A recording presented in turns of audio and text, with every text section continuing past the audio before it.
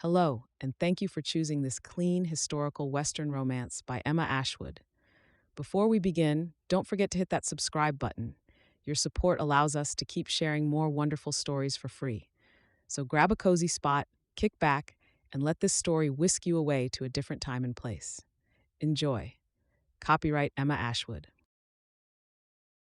Finding a Mother for Daisy by Emma Ashwood. Chapter 1.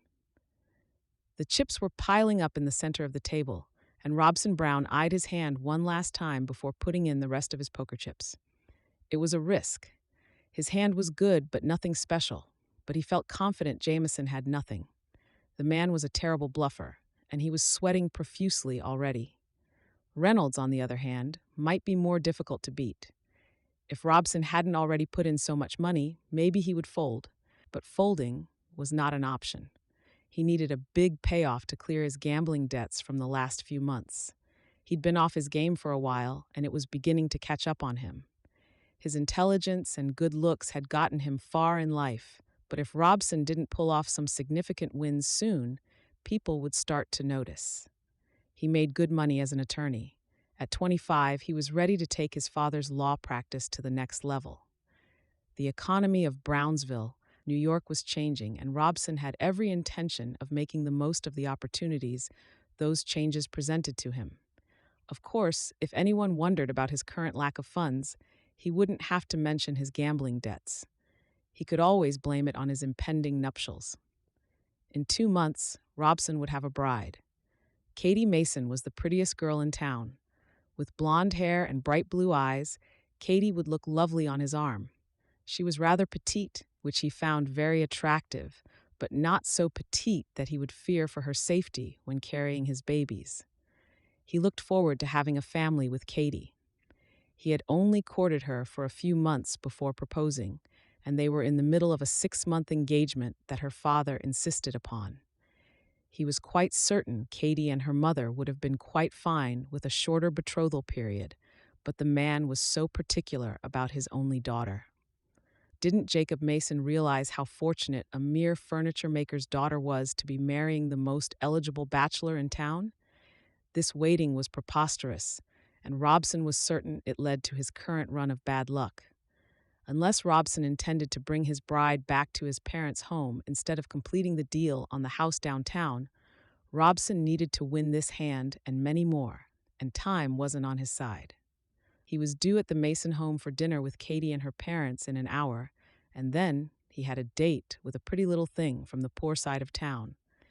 As stressful as this week had been, Robson certainly didn't want to miss out on a few hours in Barbara's company. Of course, Katie didn't need to know about Barbara or Diane or any of the other young women with whom Robson spent his spare time. Katie was the type of girl he could marry, an acceptable mother for his children. These girls were for his amusement, and Robson very much liked to be amused. He was a man of simple tastes. As long as he was surrounded by beautiful women and had plenty of money to spend, he was a happy man. Things weren't going well at the moment because of these debts. Once his ledger was settled and the money was flowing, well, then Robson could really settle down and enjoy life. Ideally, everything would even out before his wedding day, and in the future he'd just have to win more than he lost in these poker games. It was as simple as that, but those wins would not start today. Reynolds had a full house, and Robson would be leaving with lighter pockets than he'd had when he stepped through the doors. Poker was still very new in New York, and already had a following that could not be discounted.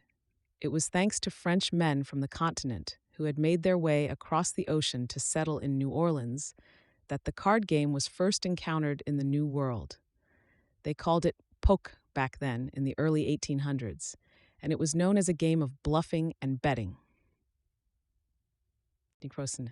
New Orleans evolved quickly to become the continent's first gambling city, enthusiastically taken up by the local riverboat men, plantation owners, and farmers.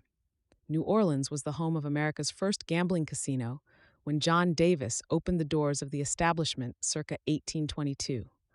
Once open, the doors never closed. Gamblers could take advantage of it, welcoming them 24 hours a day, offering among others poker, roulette wheels, and faro tables. Patrons could also drink and eat to their heart's content, provided their pockets could afford it. Ladies for hire were also, so to say, on call. It did not take long before John Davis's initiative was copied by others until gambling dens fast became the dominant draw card throughout New Orleans. The city was also an international port, which gave occasion to the birth of a new profession thanks to the local booming gambling industry of the card sharper, a person who cheats at cards in order to win money. The stakes were big in these games. In fact, Robson played almost only with the blue chips that had become synonymous with bets of higher value throughout America. Robson knew the story well about the well-respected Jim Bowie, who gave his life at Alamo after giving his name to the Bowie knife that was nicknamed the Arkansas toothpick, invented either by him or his brother, Resin. Robson could have done with a run in the likes of which that fortunate traveler from Natchez experienced in 1832 on a Mississippi steamboat. He was in a game of poker with 3 professional gamblers, and quite expectedly lost all he had in what was certainly a rigged game. About to throw himself off the boat into the churning water below to end it all once and for all, a stranger thwarted the Natchez man's suicide attempt.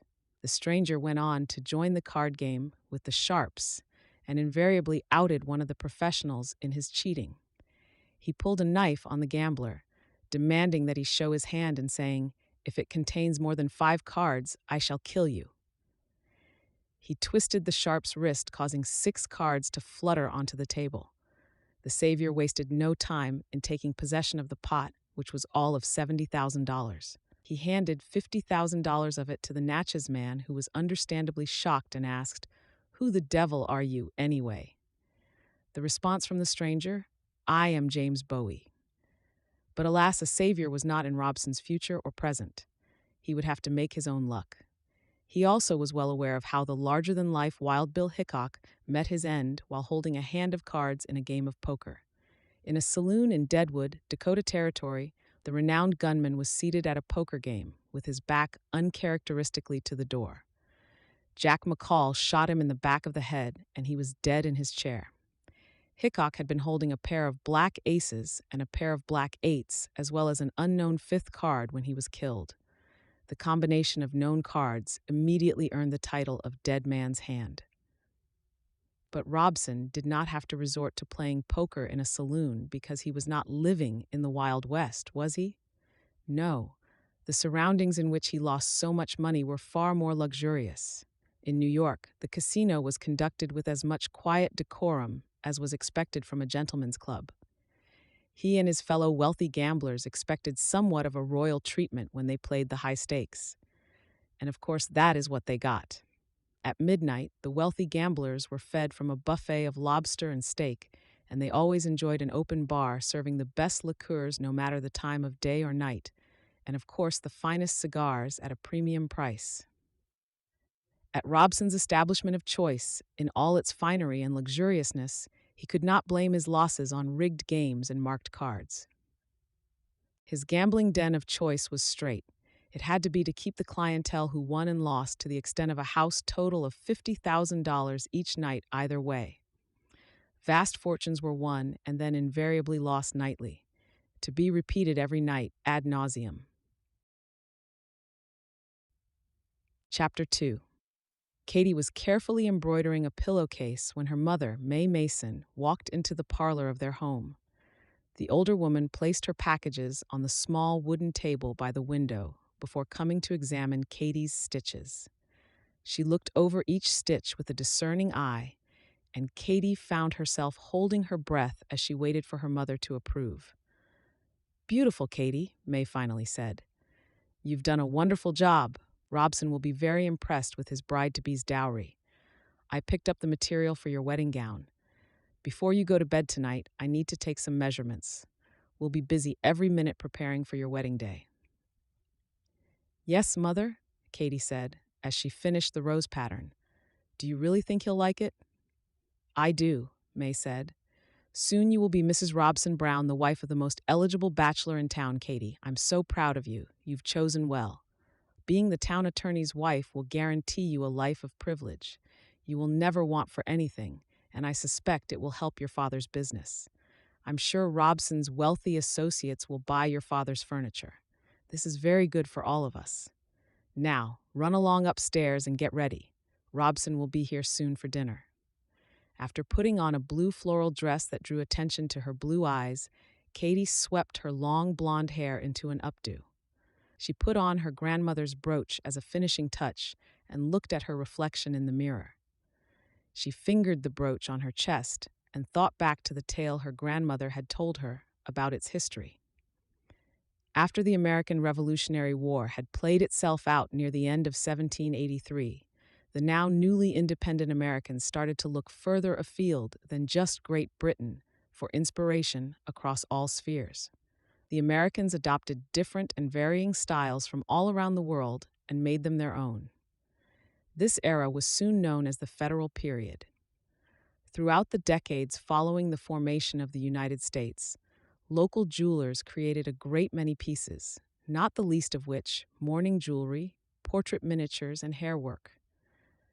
Then there were the many craftsmen who made their homes in America from all over Europe. These European immigrants had the skills learned and perfected in Europe to create of the finest jewelry in all the world. Portrait miniatures were a prominent theme that very much became a part of the new American style. This art of miniature painting, preferred by the who's who and the fashionable, quickly became a jewelry necessity by the early 1800s. Many of the wealthy immigrants and well-to-do new Americans were headed by men who spent a great deal of time away from hearth and home. To bestow a portrait of themselves on their often distant loved one allowed their life companion to have a symbol of him close to the heart during their extended absences. The portrait would be commissioned by a miniature artist, the few that there were understandably in great demand, and this was then given to the jeweler to create a setting or a framing. Katie's grandfather had commissioned one for his wife, Katie's grandmother, when they were expecting their fifth child. The portrait was oval with an engraved case. Katie's grandmother wore the portable portrait of her beloved over the heart as a brooch, and when she passed it along to Katie, the granddaughter was very much aware of its significance, and she wore it proudly over her own heart, with all the appreciation it deserved. Often Katie would look upon the tiny likeness of her grandfather and yearn to be blessed with a love as pure and enduring as her grandparents had enjoyed.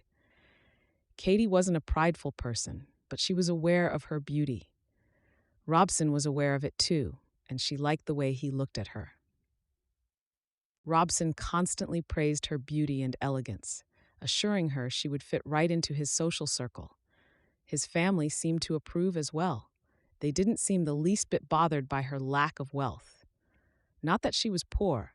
Her father provided a very comfortable life for her and her mother. Katie had been well educated and pampered to an extent. There had been no rush on her father's part to get Katie to the altar. Even now, she knew he dreaded the day his little girl would leave home. Katie's mother was a different story. She firmly believed 21-year-old Katie needed to be wed, and she wanted Katie to marry into one of the town's wealthier families.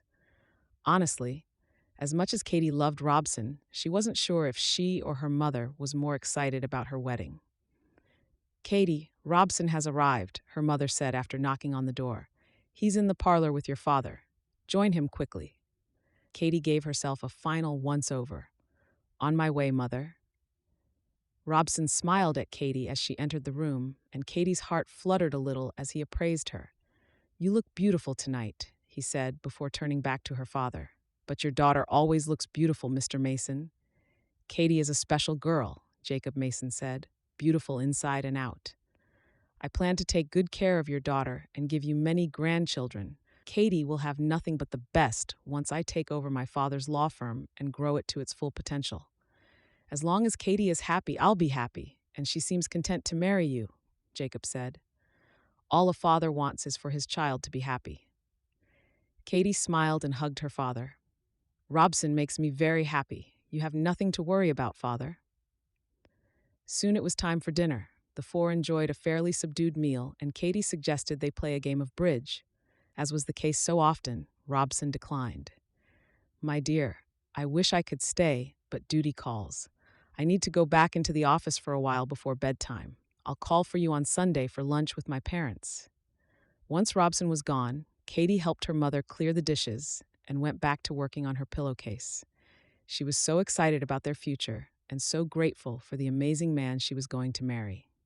She kept busy with her stitching until she couldn't keep her eyes open. Everything would be perfect for their wedding day. Katie woke early the next morning and found a note from her mother saying she was out looking for more fabric and wouldn't be home until later in the day. She asked Katie to make sure her father's lunch was prepared, so Katie dutifully started preparing the noonday meal at about 11.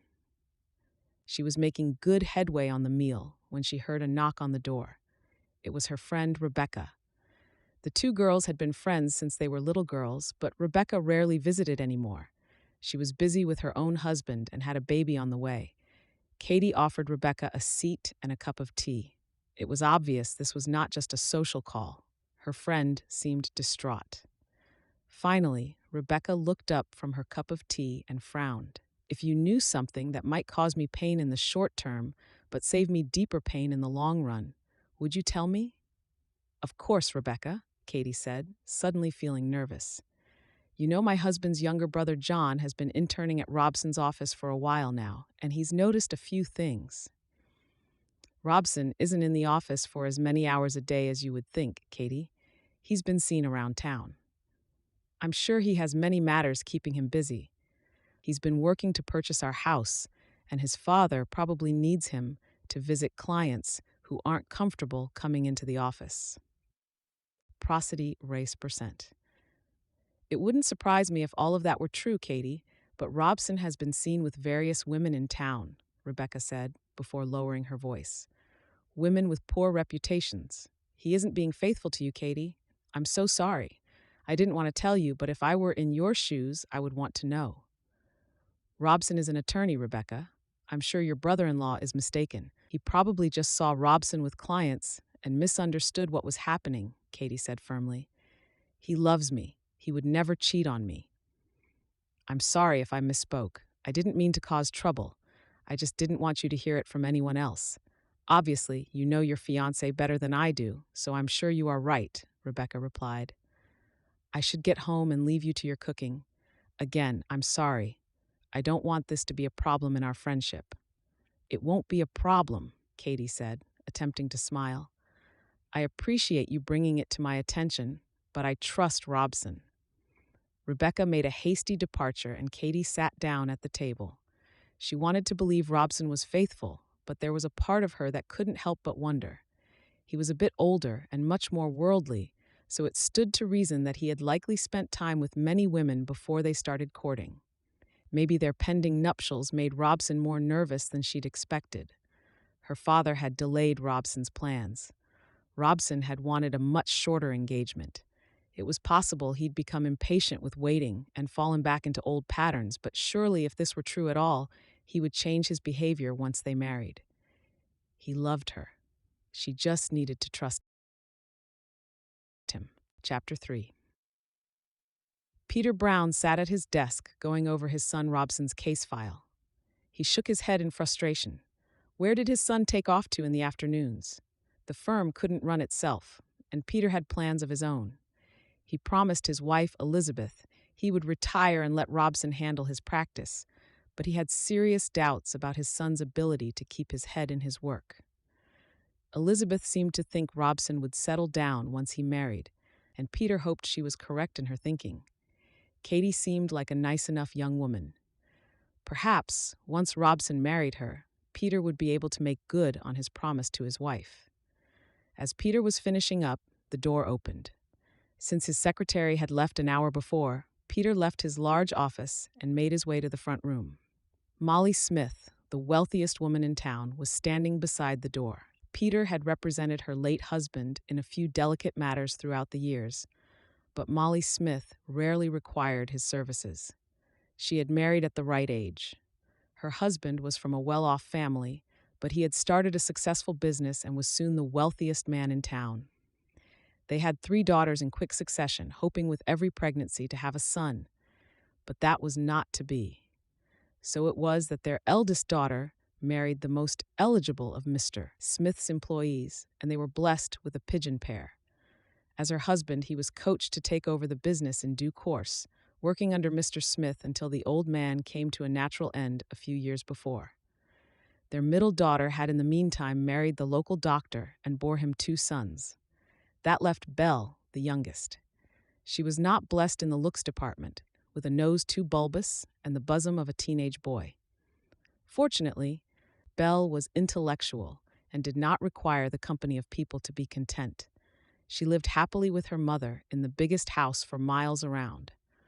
Only her mother would not live forever, and she could not die in peace, knowing that her daughter would live out the rest of her years without anyone to keep her company. "Mrs. Smith, I'm surprised to see you out and about this late in the day. What can I do for you?" he asked. "I think there may be something we can do for each other, Mr. Brown. I have a proposal for you." "Do you have time to hear it?" Molly asked. Peter was intrigued. He motioned her into his office and offered her a seat. Once she was seated, Molly pulled out a piece of paper and handed it to Peter. "The sum written on this piece of paper is rather large, isn't it?" Peter looked at the number. "It is a considerably large number. I assume this is a dollar amount." "You assume correctly. This is the yearly expenditure I can offer to the man who marries my daughter Belle. Do you think $3,000 per year is a generous enough amount to ensure my daughter's husband can care for their needs?" "I didn't realize Belle was getting married." "Congratulations, Mrs. Smith. With Belle married, all 3 of your daughters will have families of their own. I assume you want me to work up some legal paperwork. Who is the lucky gentleman?" "Who indeed?" Molly said. "I told you I had a proposal for you, Mr. Brown, and I hope you won't think me a terrible person for suggesting what I am going to suggest. You know as well as I do that my youngest daughter is not likely to attract a courtship. My Belle does not have a suitor. She has never been as attractive as her sisters. Sadly, her looks come from Mr. Smith's side of the family, and I fear she has inherited the Smith family temperament. She's painfully awkward and shy. If she is to marry, I believe she will need a bit of help from her mother." "I don't understand, Mrs. Smith." "Don't be coy, Mr. Brown. I think you understand quite well. I need a husband for my Belle, and I'm willing to offer a substantial amount of money to the right suitor. I know your son, Robson, is to marry that Mason girl in a few months. She is a lovely young woman. Don't get me wrong, but don't you think Robson is marrying a bit beneath his station? If he were to marry Belle, he would benefit from not only her wealth, but her proper upbringing in our social circle. It is really the logical course of action for a man in Robson's position. Don't you agree?" Peter nodded his head. He wasn't sure how to respond to Molly's very blunt proposal. An additional $3,000 in yearly income would make an astounding difference to Robson's financial well-being. Robson had some big dreams, but lacked the follow-through. Peter knew he would need to achieve them, but he seemed to love his bride-to-be. "Mrs. Smith, I appreciate your offer, and I will pass it along to my son. I can't even begin to assume I know the decision he will come to, but I will let you know as soon as he makes his decision." "Fair enough, Mr. Brown. I'm sure it is unnecessary to remind you of the need for discretion. It would be best if Belle never learned of this arrangement. Should Robson agree, I would expect him to terminate his engagement and begin spending time with Belle." Once Molly was gone, Peter quickly locked up the office and headed for home. He needed to have a conversation with Robson and settle this matter quickly. He only hoped Robson would look past Belle's plain features and realize the value of the offer on the table. Although his son had passed the bar with ease, he would never run a successful law firm when he was left to his own devices. While Peter was still there to oversee the business, he would have to answer for his actions. But when Peter retired, what would become of the firm and what would become of Robson? If he did not put Molly's proposition to Robson, or if Robson declined marrying for the money, might Elizabeth be proven right that their son would settle down to a life of responsibility after his marriage? Did Peter want to take the chance of seeing the business he had spent all his adulthood building into a successful law firm fall into ruins because his son was an entitled philanderer? Peter had to accept that he could not control every aspect of his life or any part of his son's. If things were to fail, then so be it. He would just have to live with the consequences, one way or another. Chapter 4. Robson walked through the door of his family's large home just before 10 that night. He was extremely agitated. He'd been up well over $40 early in the evening, but his winning streak came to an end too soon. He lost it all, and then some. He fiddled with the cuffs on his jacket. The cufflinks he'd lost tonight were a gift from his parents when he passed the bar. He hated giving them up. Things were beginning to spiral out of control, and he wasn't sure how he was going to recoup his losses this time. The door to his father's study opened as Robson started up the stairs. "Robson, come and talk to me for a few minutes before you go up the bed," Peter said. Robson furrowed his brow. Could his father have somehow figured out his secret? He certainly hoped he wasn't going to have to explain his predicament to the older man when he walked into the study. "I had a visit from Mrs. Molly Smith today. You know the lady in question, the widow of the steel tycoon. She had a very generous proposition for you, and I hope you will at least consider it before rejecting it outright. I know you believe you love Katie. She is a beautiful young woman, but she does not come with money, Robson. Mrs. Smith is willing to give you $3,000 every year if you will marry her daughter Belle instead. Think of what you could do with so much extra money. That's the equivalent to what a congressman makes in a year, son." "She wants to pay me to marry her daughter?" Robson asked. Sure, he couldn't possibly have heard his father correctly. "That's preposterous." "It is highly unusual, I'll give you that, but she can certainly afford it. I know Belle isn't the beauty Katie is, but she's our kind of person. She understands the lifestyle we lead so much better than Katie possibly could. Don't dismiss this offer too quickly, son." Robson could only nod. When he finally went up to his room, he considered his father's words. He wasn't completely wrong. Katie's beauty was unrivaled, but she did come from a normal middle-class family. Belle wasn't an attractive woman, there was no denying that, but $3,000 was a large sum of money. He could do so many things with that kind of bankroll at his disposal. The law firm would thrive, and his current debts could be wiped away. Sleep didn't come easy that night, but by morning, Robson knew what he needed to do.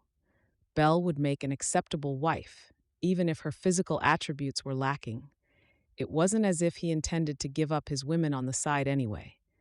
He could tolerate Belle as the mother of his children if it meant more money in his bank account. It was too bad Katie wasn't the type of girl who would consider being his mistress. She was much too noble and her family far too religious for him to even entertain the notion of suggesting it. He would have to let her down gently, and soon. It was only fair.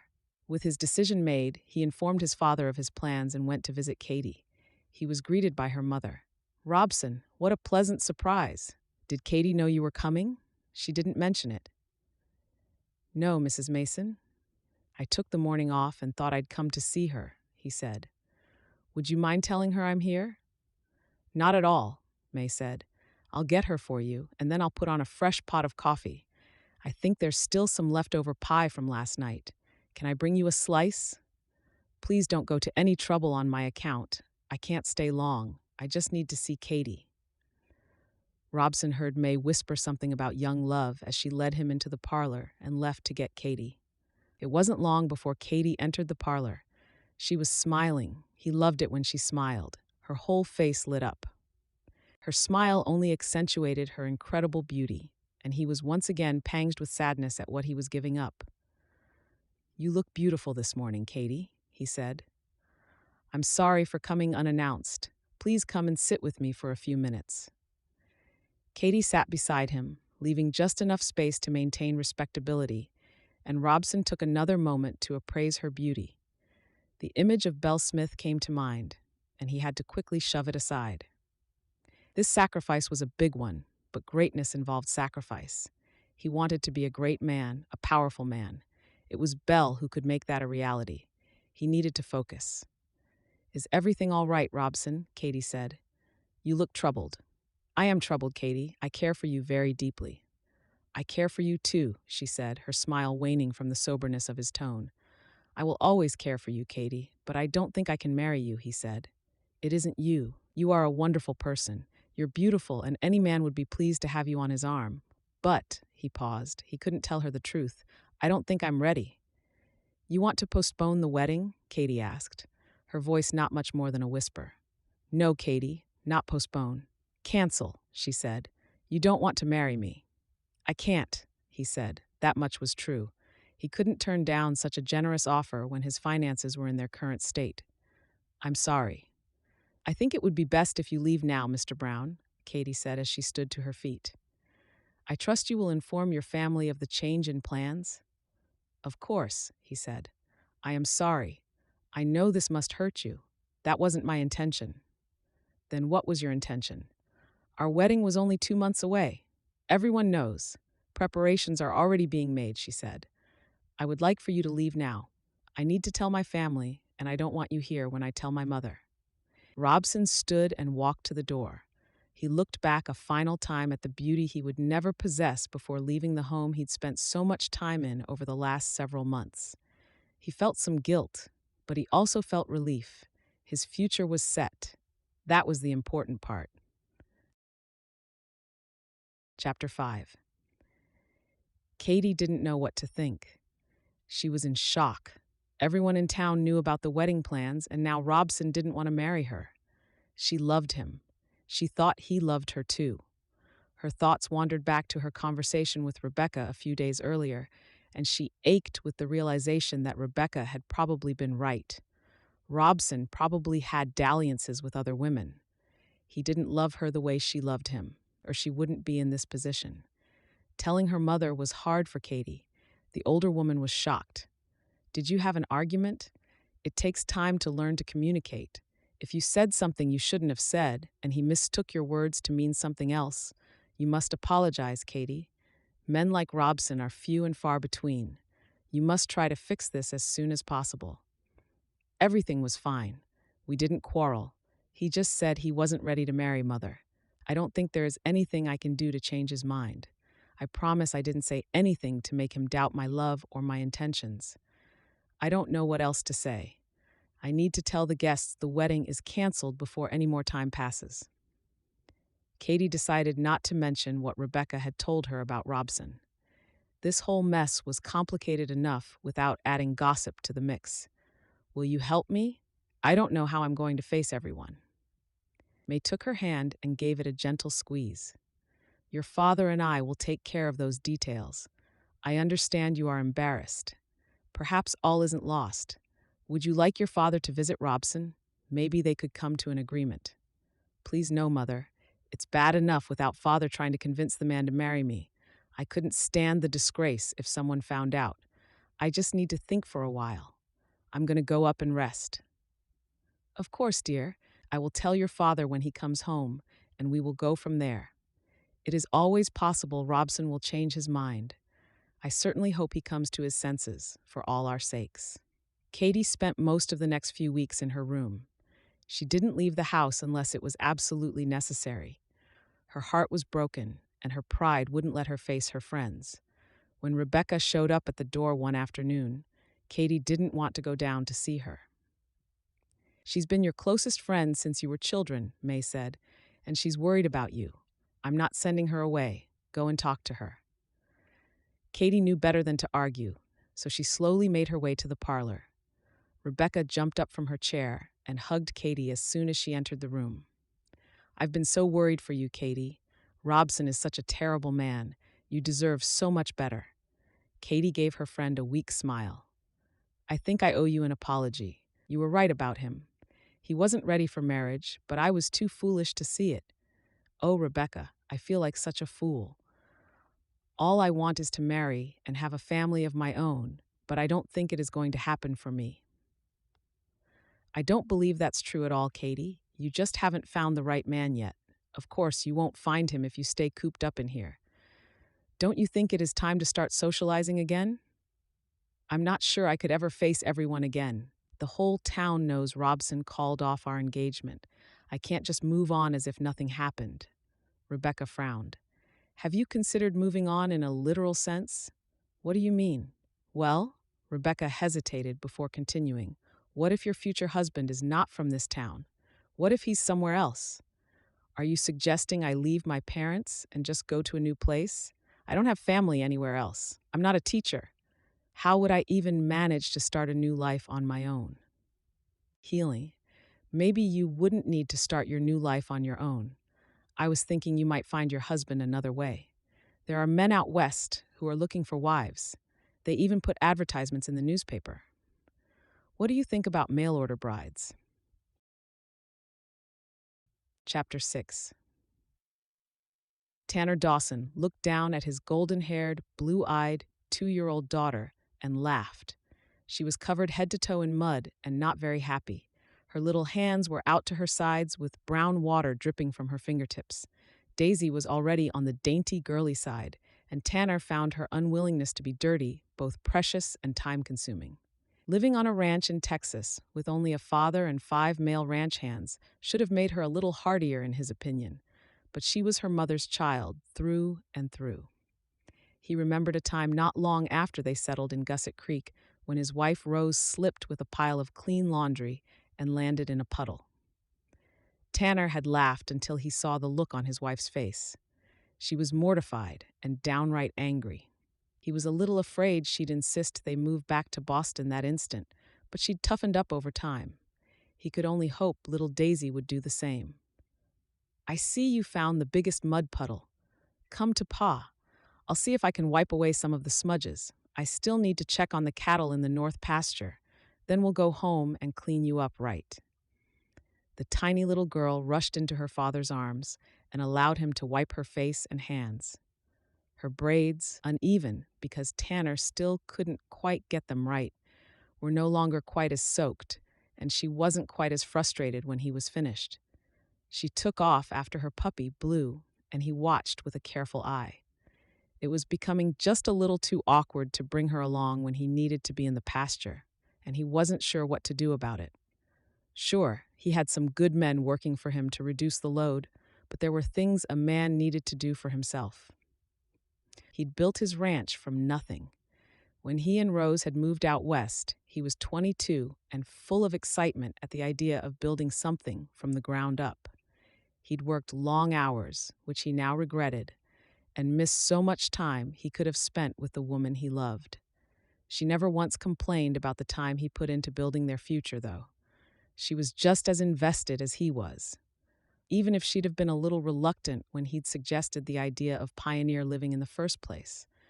But they both readily agreed that what they had in Boston was not much of a life. They could either sell out and stay in the city, forfeiting a life out west that would allow them to forge their own destinies to a greater extent. In Boston, all they had was all they had. There was little chance they would improve their fortunes or sidestep every possible misfortune that loomed in their futures. His parents had a small piece of land outside of Boston, but it was not big enough for him to live off of too, which is why he had moved into the city. The move proved to be the best decision he had ever made because that was where he met the love of his life. It was a big step to take, no doubt about it. Giving up all they knew and leaving everyone in their lives would not be easy. Heading out into the unknown frontiers as pioneers was a challenge they were sure they could face bravely, with no doubts in their minds that they would overcome and prosper. They would take their successful application for a land grant as a sign that moving out west was the right option for them. Tanner and Rose would start their lives as a married couple by breaking free of the comfort of the familiar and taking off into the unfamiliar. What could go wrong if they were together? If they had each other? When they first stood hand in hand, looking at the property that was now theirs, they knew without any misgivings that they were where they were meant to be. Theirs would be a happy and fruitful life. 7%. With only each other to rely upon, they built their house with their own 2 hands, using whatever was available to them on the land that was theirs. Everything was as they wanted it. They were in love and they were together. Jake happened into their lives only days into their building their house. He was a godsend, to be sure. He had made his way in this cruel world all alone since he was a young boy. He knew that he could make it if he was determined and stayed strong in both body and mind. He fit into Tanner and Rose's life like a hand in a glove. They appreciate him, and he appreciated them. With them, Jake had found the family he had never had. They had a good life right up until the end, and when after years of marriage they finally found out Rose was expecting Daisy, they'd been thrilled at the idea of raising a child on the ranch. All the excitement about impending parenthood came to a crashing halt minutes after Daisy's birth, when Rose breathed her last breath, and Tanner suddenly had a newborn daughter to raise alone. Up until Rose's death, Tanner only had one ranch hand in the form of Jake. Although Jake was a few years younger than him and a hard worker, Tanner knew Jake couldn't handle all that the ranch demanded without the proper help or on his own. Tanner hired 2 more men right away so that he could focus on his motherless child. As the ranch prospered, he had to add a few more hands. He'd contemplated hiring a woman to take care of Daisy, but all the women thereabouts were married with broods of children of their own to raise. Looking at Daisy now, he was rather grateful he'd taken the time to enjoy those first few years, but it was becoming more and more apparent that she needed a woman's influence. To be honest, he was pretty lonely. The idea of remarrying had been on his mind increasingly of late. Tanner's 30th birthday was a week away. He hopefully had many years of life ahead, and he didn't really want to spend them alone. He needed a wife who could love his child and teach her all the things only a woman knows. A wife who would hopefully grow to love him too. Maybe it was time to consider drastic measures. If he wasn't going to find a mother for Daisy in the area, he could always do as his neighbor Tom had done and put an advertisement in the newspapers on the East Coast. Rose was a city girl when they met and fell in love, but she grew to love the wide open spaces of Texas. If a woman as sophisticated as Rose could be happy here, surely another woman could find the life charming. He just needed to be careful in his selection. Daisy was his most important priority. Whoever chose to answer his advertisement would have to understand the need for Daisy to have a mother and be willing to fulfill the role. What kept worrying his overtaxed mind was how one selected a woman to be a mother to a motherless little girl who would also fulfill his needs as a husband. When a man and a woman brought a child into the world together, it was a given that they would both love and nurture the child to the best of their abilities, as well as loathe the other unconditionally. But that was not the inherent factor when selecting a partner, essentially by way of a catalog. After Tanner finished in the fields and got his little girl cleaned up, he sat down at the table with Jake and Daisy. "Thanks for putting supper on, Jake. You're becoming pretty handy in the kitchen." Jake laughed. "Well, I don't know about that, but we can survive on my cooking, I suppose. This little girl seems to be growing, so I'm not doing too badly. It'd be nice if you could find us a cook and housekeeper, though. I didn't exactly sign up for kitchen duty when I came to work for you. Thought about looking." "Not for a cook?" Tanner said, trying to find the courage to ask his friend his honest opinion. "I was actually thinking Daisy needs a motherly figure who'd be rather more permanent. I think I need to get married again." A smile came across Jake's face. "Oh yeah, you think you're ready to find love again, do you? Well, I think that's a pretty good idea. Got anyone in mind?" "Slim pickings around here, and when's the last time I went into town? You've been handling the cattle drives since Daisy was born, and I'm grateful for it. But having a wife would let me get back to doing some of the things I've been throwing off on you and the others, and she's not going to know much about being a lady if she only has 6 grown men around her." True enough, but it still doesn't answer the question of where you're going to get a wife. I doubt we'd be having this conversation if you didn't have at least something in mind. "Why don't you go ahead and tell me what you're thinking?" Tanner sighed. "I'm thinking of acquiring a mail-order bride. Plenty of other folks do it. If someone answers, I'll try and get to know her a bit. I won't bring just anyone into Daisy's life.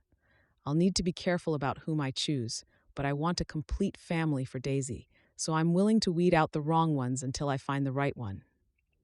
"Weed out the wrong ones?" Jake repeated with a laugh. You really think you're going to have a long list of women wanting to come out here to marry a man with a child? Just don't send these girls any photos of you.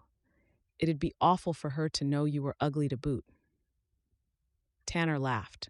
He knew Jake was teasing. He was also self-aware enough to know he wasn't ugly.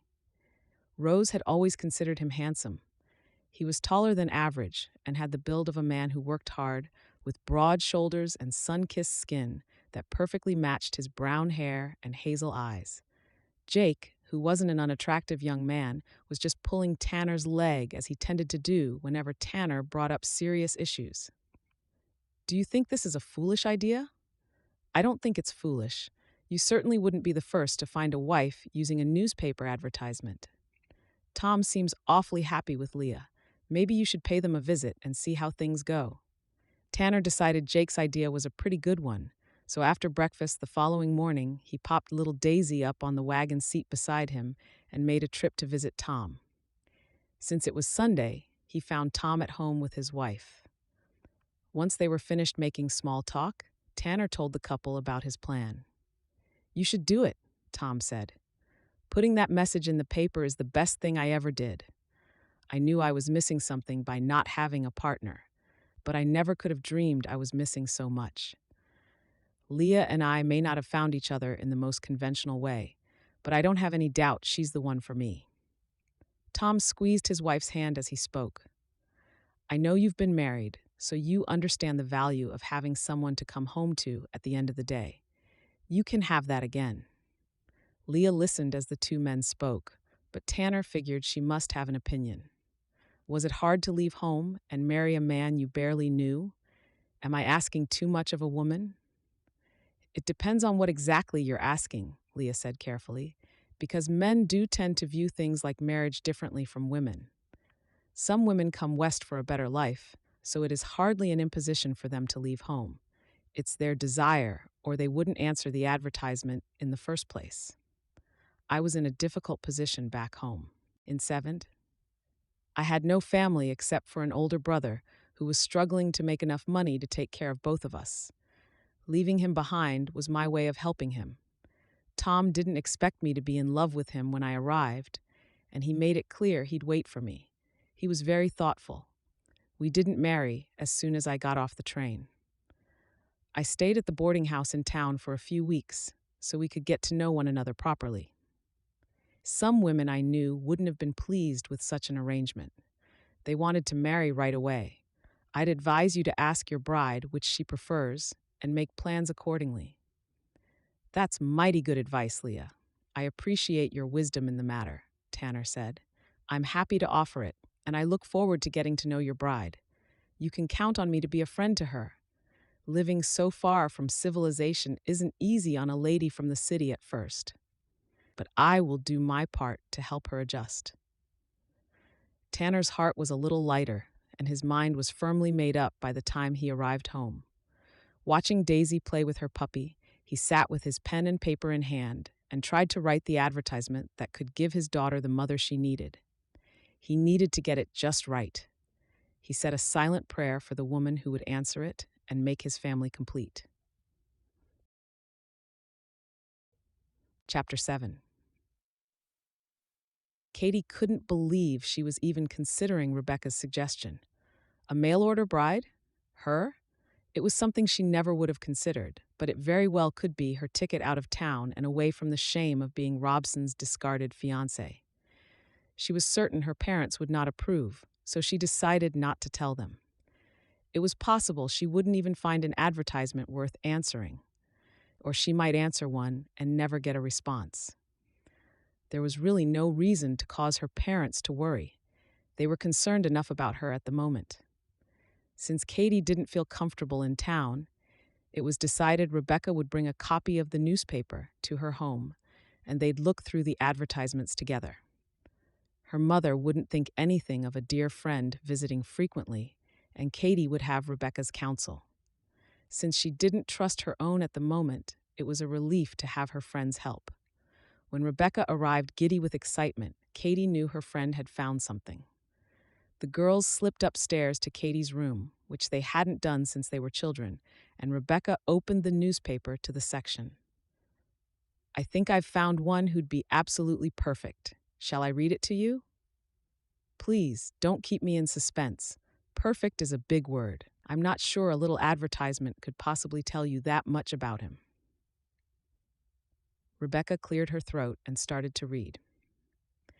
Widower aged 30 with a small daughter seeks a wife to share the ups and downs of life in Texas.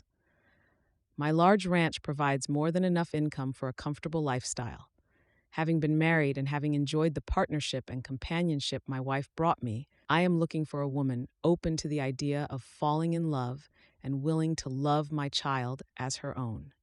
The right candidate will be willing to spend some time getting to know me through correspondence before making the trip to Texas. Rebecca handed Katie the paper and pointed at the advertisement. Doesn't he sound wonderful? He's a family man. He's wealthy. It certainly sounds like he loved his first wife and wants to love his second one. I think he'd be a good fit for you. You've always been good with children, and you did say you were ready for a family. I am ready for a family, but I wasn't expecting it to start without me. Do you really think I could be a good mother to his little girl? What if he's only interested in someone to take care of her? Katie asked, her eyes never leaving the open newspaper. In his own words, he says he's looking for love, Katie. Why would he lie? If he simply wanted someone for his daughter, he wouldn't have mentioned love at all. I like the way he talked about partnership and companionship. Think about your parents. Wouldn't you describe them as partners? Katie thought about Rebecca's words. She did make sense, and she did want something similar to her parents' relationship. He did say he wanted to get to know his potential future wife before committing to marry. So was there any real harm in writing a letter? What was the worst that could happen? He could not answer or send her a letter of rejection, and it still wouldn't compare to Robson's betrayal. I'll do it. I'll write to him. What's his name again? Before Rebecca could answer, Katie took another look at the paper. Tanner Dawson, she read aloud. Let's see if he's really as perfect as you believe, Rebecca. Well, what are you waiting for? Get some paper and write a letter. I'll mail it for you this afternoon. Katie pulled a sheet of paper from the drawer in her desk and started to write. Dear Mr. Dawson, my name is Katie Mason. I read your advertisement in the newspaper. I must admit I'm surprised at myself for answering such a message, but you seem like a very nice man who loves his daughter very much. I am sorry you lost your wife. It must be very difficult to raise your child alone. I am 21 years old. I would assume it is customary to give some sort of physical description. My hair is blonde, and I have blue eyes. I'm not particularly tall, which is to say I'm quite short in comparison to most women I know. However, I am strong, and my mother has taught me to keep a good house. I have never been married. I was engaged for a short time, but things did not work out the way I expected. My fiancé ended our engagement 2 months before our wedding, and I feel I should inform you that my decision to become a mail-order bride is greatly impacted by having to face the community who are aware of my failed engagement. It would be unfair not to disclose such information to a man who could potentially become my husband. I currently live with my parents in Brownsville, New York. It isn't a small town, but it's hardly a city. My father is a furniture maker, and he takes good care of my mother and me. I am an only child, but I have spent considerable time with children and find them quite delightful. I believe I would quite enjoy being a mother. And I would never treat the child of my husband any differently than if she were my own child.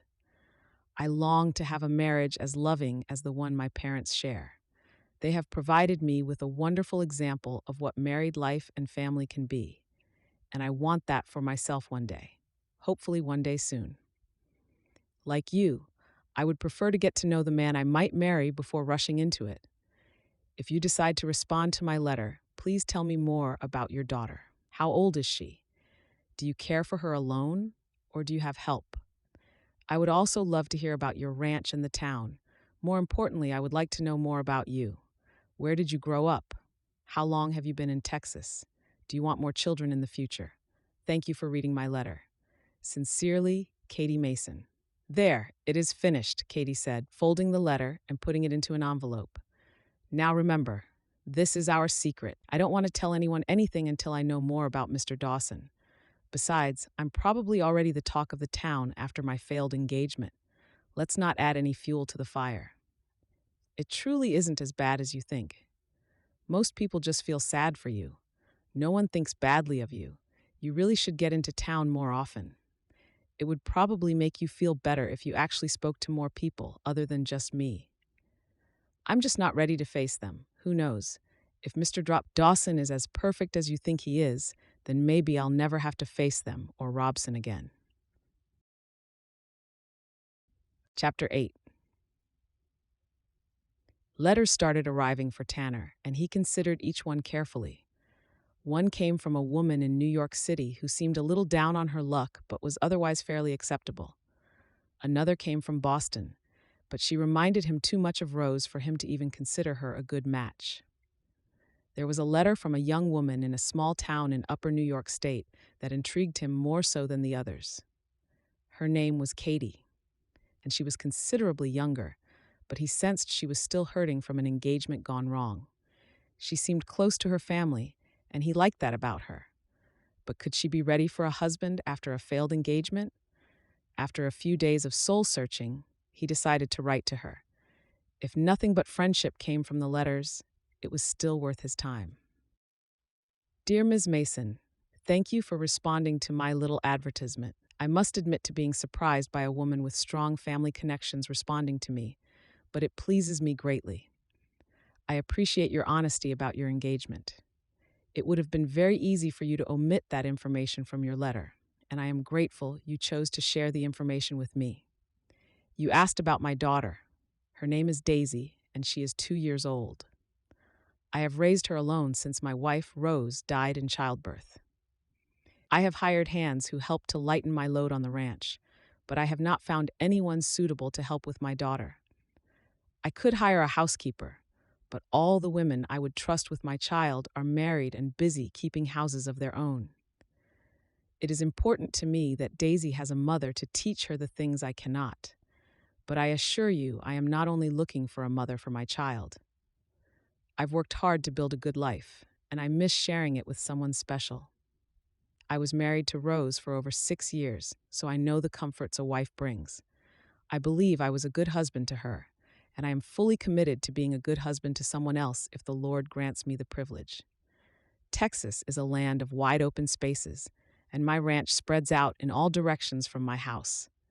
It is a nice-sized home with plenty of room for more children, should my new wife and I be so blessed.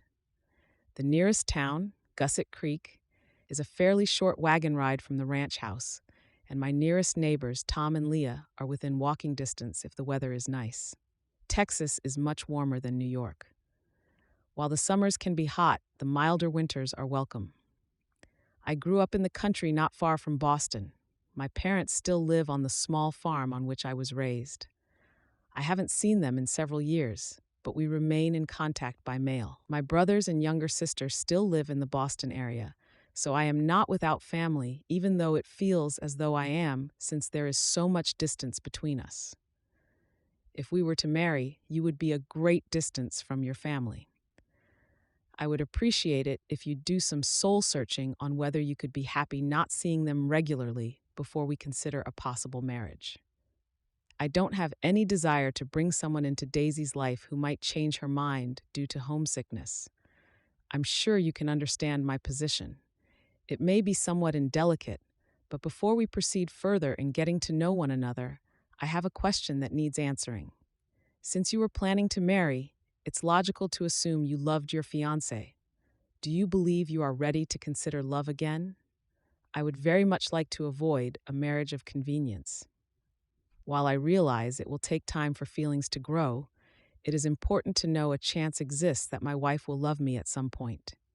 Since you were kind enough to describe yourself to me, I suppose it is only fitting I do you the same courtesy. I am taller than average. My hair is brown, and I'm afraid I always have a suntan, thanks to the Texas sun. My wife considered me a handsome enough fellow, so hopefully you won't find me too difficult to look at if we ever meet in person. I say that in jest, of course. Physical appearance has never been of much importance to me, and I presume it isn't of utmost importance to you either, or you wouldn't be considering marrying a man sight unseen. Sincerely, Tanner Dawson. Tanner, read over the letter again before handing it to Jake for a second look. Do you think it was acceptable to ask about her engagement? I need to know more, but it is just the first letter. You said it yourself. You need to know. I don't see a problem with putting all your cards on the table. This isn't exactly normal courting. In many ways, you're interviewing each other for a position. It's a whole lot better to ask now than several letters in when you're half in love with the girl. Of course, it wasn't right to lie to her. Lie to her? I didn't say one thing that wasn't true, Tanner said, taking back the letter. Didn't you, though? I'm pretty sure you said handsome. The girl's going to be mighty disappointed, Jake said, flashing a toothy grin. I ought to fire you, Tanner teased. Who'd tell you the truth if you didn't have me around? I've got to run into town. Do you want me to take your letter to the post office? That'd be helpful. Thank you, Jake. As Jake walked away with the letter in his hand, Tanner couldn't help but wonder whether Katie Mason would write again. He found himself hoping she would answer soon. If she wasn't the right one, he needed to know so he could move on. And if she was the one, well, he needed to know that too. Chapter 9. Katie was helping her mother put supper on the table when her father arrived home from work one afternoon. He wore a puzzled expression. Katie, I have a letter addressed to you. I wasn't aware you knew anyone in Texas. Care to explain? Katie looked from her father to her mother. They were expecting an answer, and she wasn't yet ready to give them one. For all she knew, the letter could be one of rejection. She must have remained silent too long because her mother finally got involved. Your father asked you a question. It is rude not to answer. Katie bit her lip.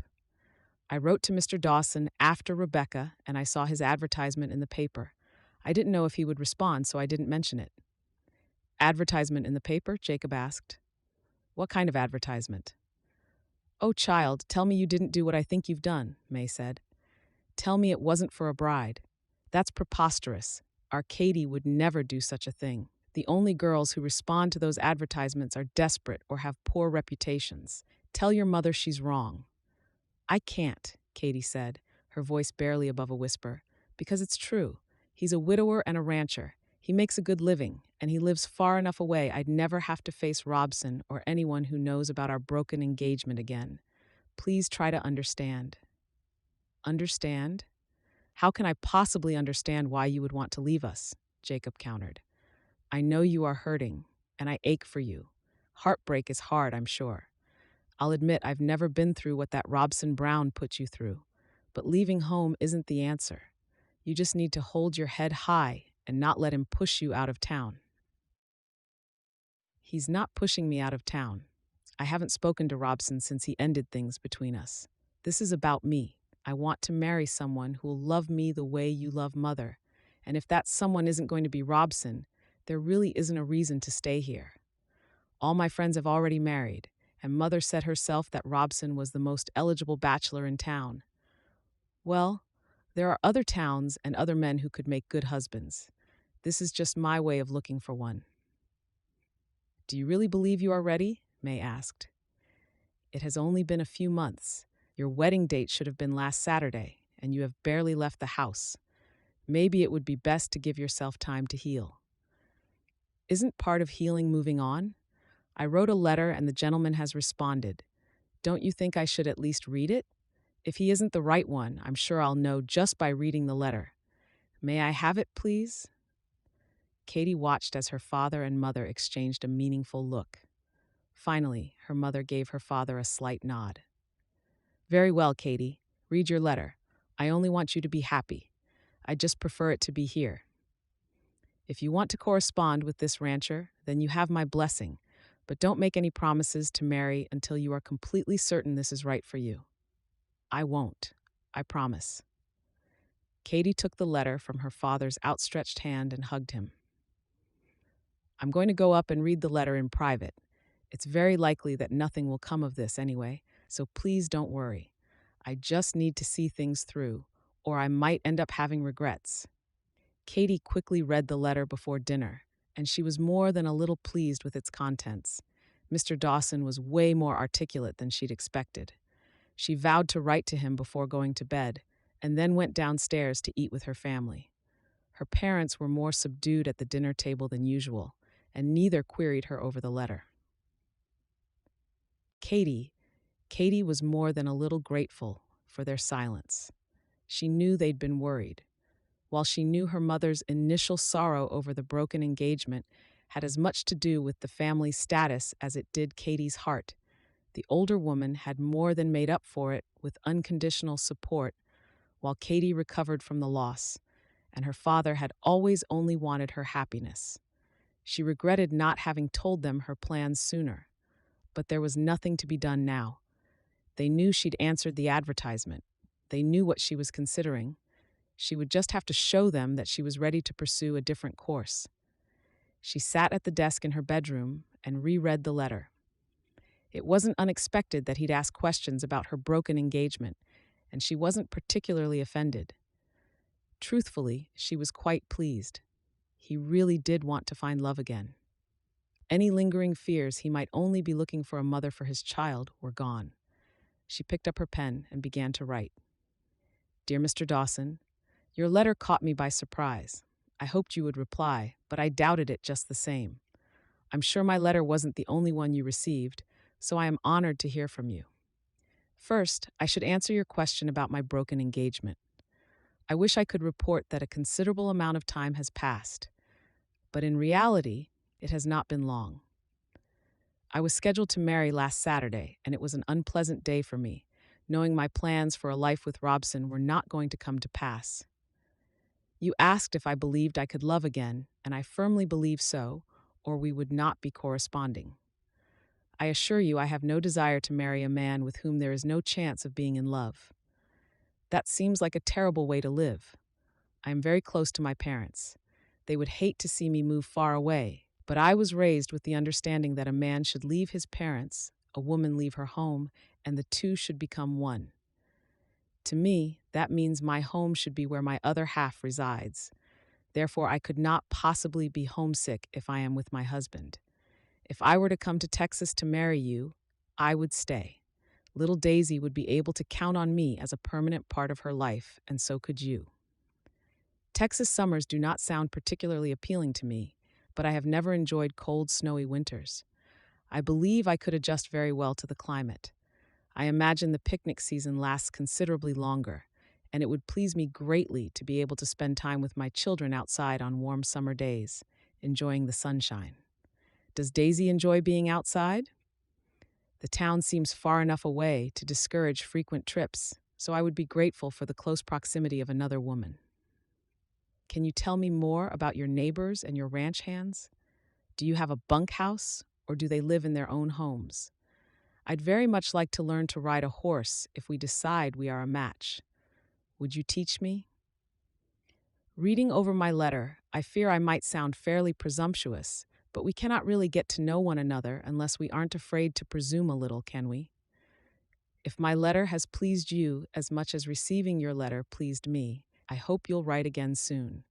Sincerely, Katie Mason. Putting the letter in the envelope and crawling into bed, Katie fell into an easier sleep than she'd had since her broken engagement.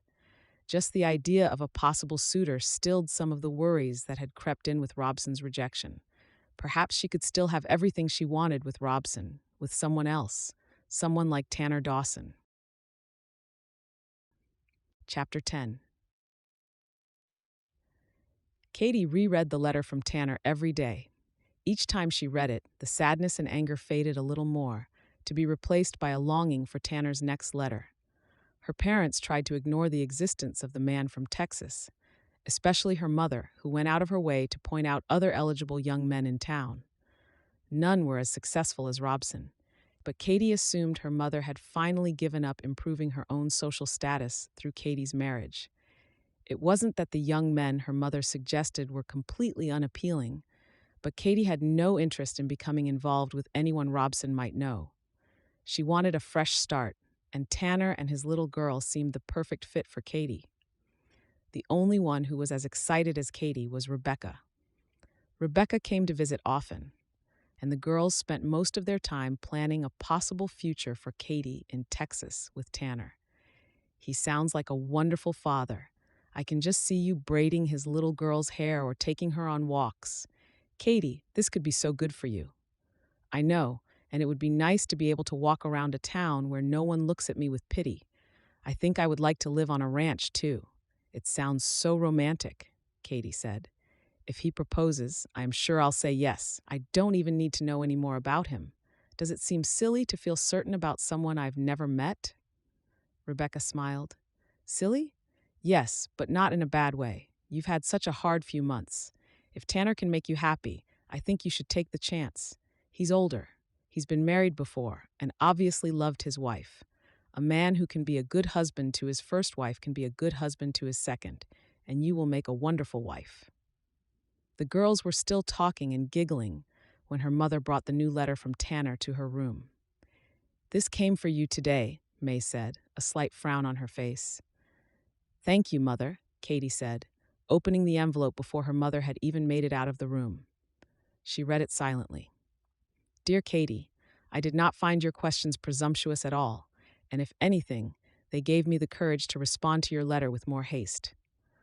I'll start with Daisy. She loves being outside, which is good since I have to keep her with me wherever I go. Her childhood is lacking a mother's love, and it is beginning to show. She is surrounded by grown men most of the time. I worry she will not grow into a proper young woman without someone to show her the way. She's a lovable child with a kind heart and an aversion to dirt. She wants to be clean as soon as she enters the house, so hopefully it won't take much for a mother to set her on course to be a lady one day. My men carry a larger portion of the burden than I'd like, especially my foreman, Jake. Jake helps with Daisy and does most of the cooking around here, but that isn't saying much. He's a terrible cook. I'm not looking for a wife just to cook and help with my daughter, but if you say you are a good cook, I certainly won't be unhappy with the news. All my hands live in a bunkhouse on the property, and the ranch house remains solely for me and my wife and our children. As for the neighbors, I really think you would like them. Tom and Leah met through the newspaper, and they seem very happy. I'm sure she would be a good person for you to talk to if you were to come west. They haven't been married long enough to have children, but hopefully God will soon bless them with a child. I would like for Daisy to have playmates. It occurs to me I have not done the respectful thing and asked your father's permission to court you, so I have included a letter for him. It states my intentions fully, so it seems appropriate I tell you my intentions as well. Katie, I believe you and I could be a good match. I realize love won't bloom properly across such a great distance, so I seek to shorten the distance between us. If your father grants his permission, you can expect a proposal and a train ticket in the next letter. If this is not something that pleases you, please let me know right away. Sincerely yours, Tanner. Katie handed the letter to Rebecca and gently took out the second letter addressed to her father. She didn't dare unfold it. The words from Tanner to her father were not for her eyes, but it pleased her greatly that he sought her father's permission. Robson had asked permission for her hand too, but her father had not been very willing to give it, rather insisting on a 6-month engagement. Would he do the same with Tanner? She knew the exact moment Rebecca read about Tanner's impending proposal because her friends squealed in delight. Oh, Katie, he really could be the one. Are you going to say yes? Katie smiled. I won't turn down his proposal. I'm not staying here if there is a chance to go west to a man who truly wants me to be his wife. Do you think you love him? Katie scrunched her nose and took a moment to think before answering. I'm not certain one can know with only a few letters. I believe he is an honorable man who would make a good husband. In time, I believe I could love him. That's enough for me. You are so brave. I don't think I would have ever been able to do something like this, but I have to agree. Everything he has said makes him seem like a good man, and you deserve to be happy. If you can't be happy here, then you almost have to go. I do, don't I? Staying in the same town as Robson, I will never be able to get free of the emotions I feel for him. I should take the letter to father and get his opinion. There's no reason to get my hopes up until I know he plans to give Tanner his blessing. Rebecca hugged Katie. I need to go home, but I'll come to call in a few days and see how things went. I'm happy for you and sad for me. I'll miss you. Once Rebecca was gone, Katie went in search of her father. It was early enough in the day, so she knew he would be crafting a piece of furniture in his workshop behind the house. She stopped in the kitchen on her way and cut each of them a slice of leftover peach pie. Perhaps he would be in more of a frame to talk with his favorite dessert in front of him. Jacob was carving an intricate design in a dining room chair when Katie arrived. He looked up from his work and smiled at his daughter. "This is a nice treat. It has been a long time since you came to see me while I worked and you brought pie. Let me finish this last bit and we'll take a break." Katie started clearing the small table to set up their snack. "Take your time. I always love to watch you work. No one is more talented at wood carving. I'm the only one you've ever watched carve wood, so I doubt you are the right one to judge. I do appreciate the compliment." "Well, I don't believe anyone in the world makes as fine a furniture as you, Father." Jacob put down his tools and sat across from Katie. "I fear this isn't a social call. You're buttering me up for something, Katie. You might as well say what's on your mind." Katie took a deep breath and pulled the letter from her pocket. "Tanner sent another letter." "It's Tanner now, is it?" "Yes, sir." Her father's smile faded. "Am I to assume you've made a decision?" "Tanner has expressed interest in me, yes, but the decision isn't fully mine to make. He is a good man. He insisted on writing you a letter. He wants your blessing before proposing marriage." She handed her father the letter and waited as he read it. His face was hard to read. She hoped he could sense Tanner's intentions and that he would be willing to at least discuss the matter, but she truly wasn't sure what he would say. When he folded the letter and placed it beside his plate, he looked into her eyes. "It seems to me a single father in his position might be tempted to take a bride who has no family, so he doesn't have to worry about a father's blessing. Yet this man seems to have chosen you, a girl who doesn't have a strong need to marry. It's puzzling. I'm not certain I would have made the same call, but I must admit writing this letter took courage. It shows a level of integrity." "I thought so too," Katie admitted. "Tanner has expressed a desire for a true companion, not just a mother for his child." "And you believe you could raise another woman's child?" "I do. He's been both mother and father to Daisy all of her life. She's never known a mother's love. I think part of me wants to show her that love already." "And her father? What are your feelings towards him?" her father prodded. "Deep respect. He could have hired someone to care for his child. Instead, he hired men to run his ranch and looked after her himself. He is the type of man I could love and who would love me in return. I only want a love like you share with mother and a family to call my own. If that family isn't going to be with Robson, it may as well be with someone else." Jacob didn't speak for a moment. When he finally did, his voice cracked from emotion. "I only ever wanted you to be happy. You've been so sad these last few months, and it's broken my heart. If this is truly what you think you need to be happy, I will not stand in your way, but be certain, Katie, don't marry this man just to run away from your heartbreak. It isn't fair to either of you and will only cause hearts to be broken in the end." "Thank you, Father. I promise I'll be certain before I do anything." Katie hugged her father. She may have doubts about some things, but she never had to doubt her father's love for her. If he was willing to give his blessing, marrying Tanner couldn't possibly be a mistake. Chapter 11. By the time Tanner's next letter arrived, Katie was getting excited. She had no doubt a proposal would accompany it, and with her reluctant mother's help, she was already preparing for a journey west. When the letter finally arrived, she took it from her father's hands and rushed upstairs to the privacy of her room. Carefully tearing it open, she quickly read Tanner's words. "Dearest Katie, your father's blessing makes me very happy. I only wish I could meet him and your mother in person to fully assure them I am worthy of the trust he has placed in me. Since I cannot travel at this time, I will have to do my best to prove my worth by making their daughter happy. I was grateful to hear you are of a similar mind on the direction our relationship should take from here, so I will ask my question. Will you do me the honor of becoming my wife, Katie Mason? If your answer is yes, it seems only fitting we should marry on the day you arrive, if you are willing, so your reputation cannot be called into question. However, I will move my belongings to the bunkhouse until we have the chance to get to know one another and the feelings that have begun to bloom in our letters grow into something deeper. I would prefer Daisy stay in the house with you. It seems unfair to keep her from the joy of having a mother longer than absolutely necessary. The sooner she adapts to the change, the better it will be for all of us. If this displeases you, we can consider other options. As we discussed, I am enclosing a train ticket. The train departs on September 1st, and it is a 4-day journey to my ranch. This puts our wedding day on September 5th.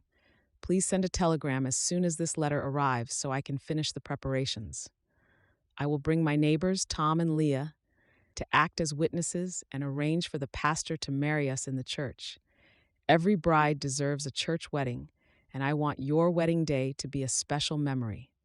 Please inform your parents they are always welcome to visit us, and assure them I intend to bring you and Daisy to New York for a visit at some point in the future.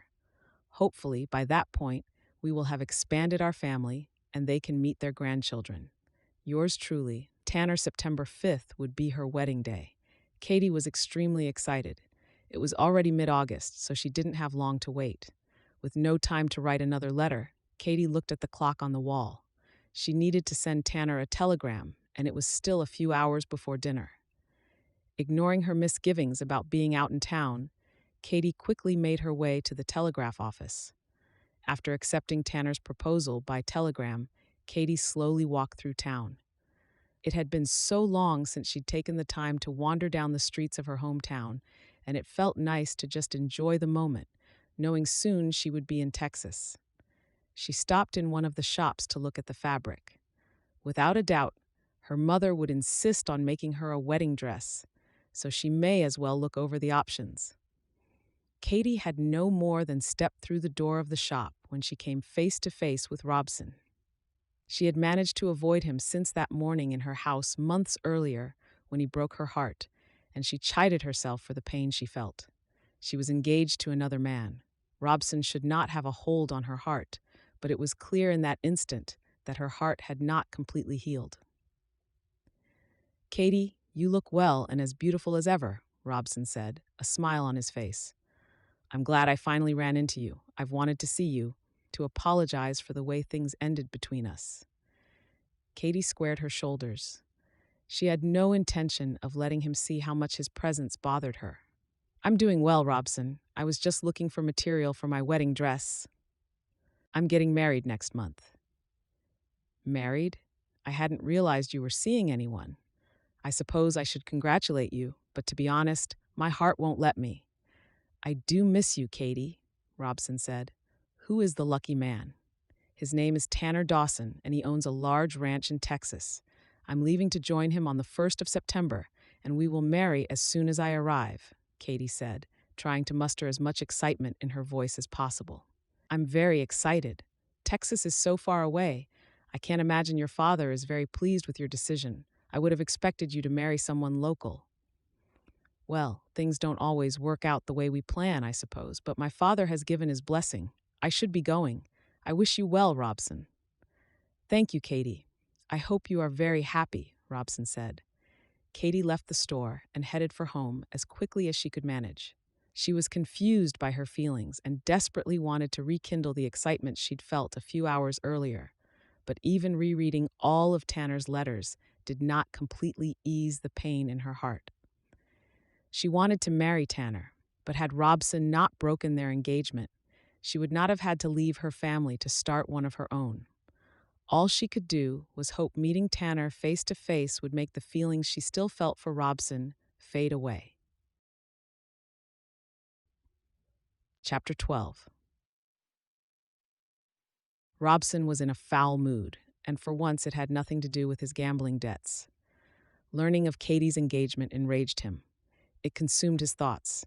It had been a week since their brief encounter, and all he could think of was the woman who should be his, and the man who would be taking her as his wife.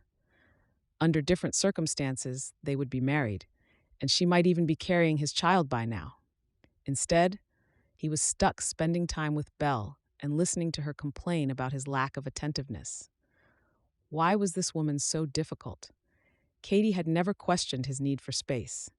She'd merely accepted his excuses and given him plenty of time to pursue his other interests, but Belle was too suspicious for her own good. She expected him at her home for dinner almost every night and never tolerated his need to leave immediately after the meal. He rarely had time for a game of poker and never had time for any of his special women. It wouldn't be so terrible if Belle were beautiful like Katie or if she were more free with her affection, but she wasn't, and spending time in her presence was a chore. If Belle did not come with such a large sum of money, he would never allow her such liberties with his time. The money would help Robson achieve his goals. But if he could not enjoy his life, was it worth it? He wasn't sure. This would require some thought on his part, and if he still wanted Katie, he would need to think quickly. Katie wasn't the type of girl who would consider the role of mistress. Robson went to dinner at Belle's, as was expected, and the two spent the evening playing a dreadfully boring game of bridge. When the evening ended, she walked him to the door as was her custom. Robson couldn't even bring himself to kiss her proffered hand. He was repulsed by her. Even her average looks hadn't dissuaded him before, so he knew his answer. A life with Belle would be dreary in comparison to a life with Katie. He had to see her, and regardless of the late hour, it had to be tonight.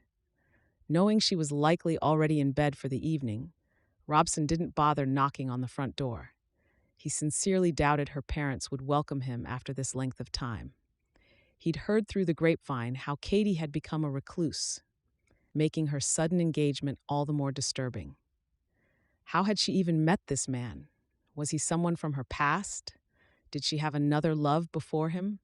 It seemed preposterous to consider any man could compare to him in her heart. He needed answers. There was an oak tree beside her window. He was certain it was hers because she'd told him childhood stories of climbing through her window and onto its limb to look at the stars. The lower branches looked sturdy enough, so Robson removed his jacket, hung it on a limb, and started his climb. When he reached the branch closest to her window, he was surprised to see the lamp burning and Katie sitting at her desk. Robson gently tapped on her window, hoping she wouldn't scream for her father at the intrusion. Katie turned and looked into his eyes. Her only movement at first was to pull her nightgown tighter around her body. She finally stood and walked to her window, opening it only a crack. "What are you doing here, Robson? This is highly inappropriate." "I'm a desperate man, Katie. I could care less about appropriate. You're leaving in under a week, and if I don't speak now, I will never see you again. I love you. I was a fool for letting you go. Please tell me it isn't too late," he pleaded, reaching for the window pane to raise it open. "I'm engaged to another man. You can't declare your love now, not after all these months. Please go away. Tell me how you could get over our love so quickly. I need to know what this rancher has that I don't, to be able to win your heart. If you ever loved me, give me this closure." He watched as she appeared to be in deep thought. He had her now. He was certain by her expression. She still felt something for him. He only needed to push her enough. "Is he the love of your life? Did I mean so little to you that you could move on to another?" There was a flash of anger in her eyes, and Robson knew he had her. Anger like hers could only be fueled by passion.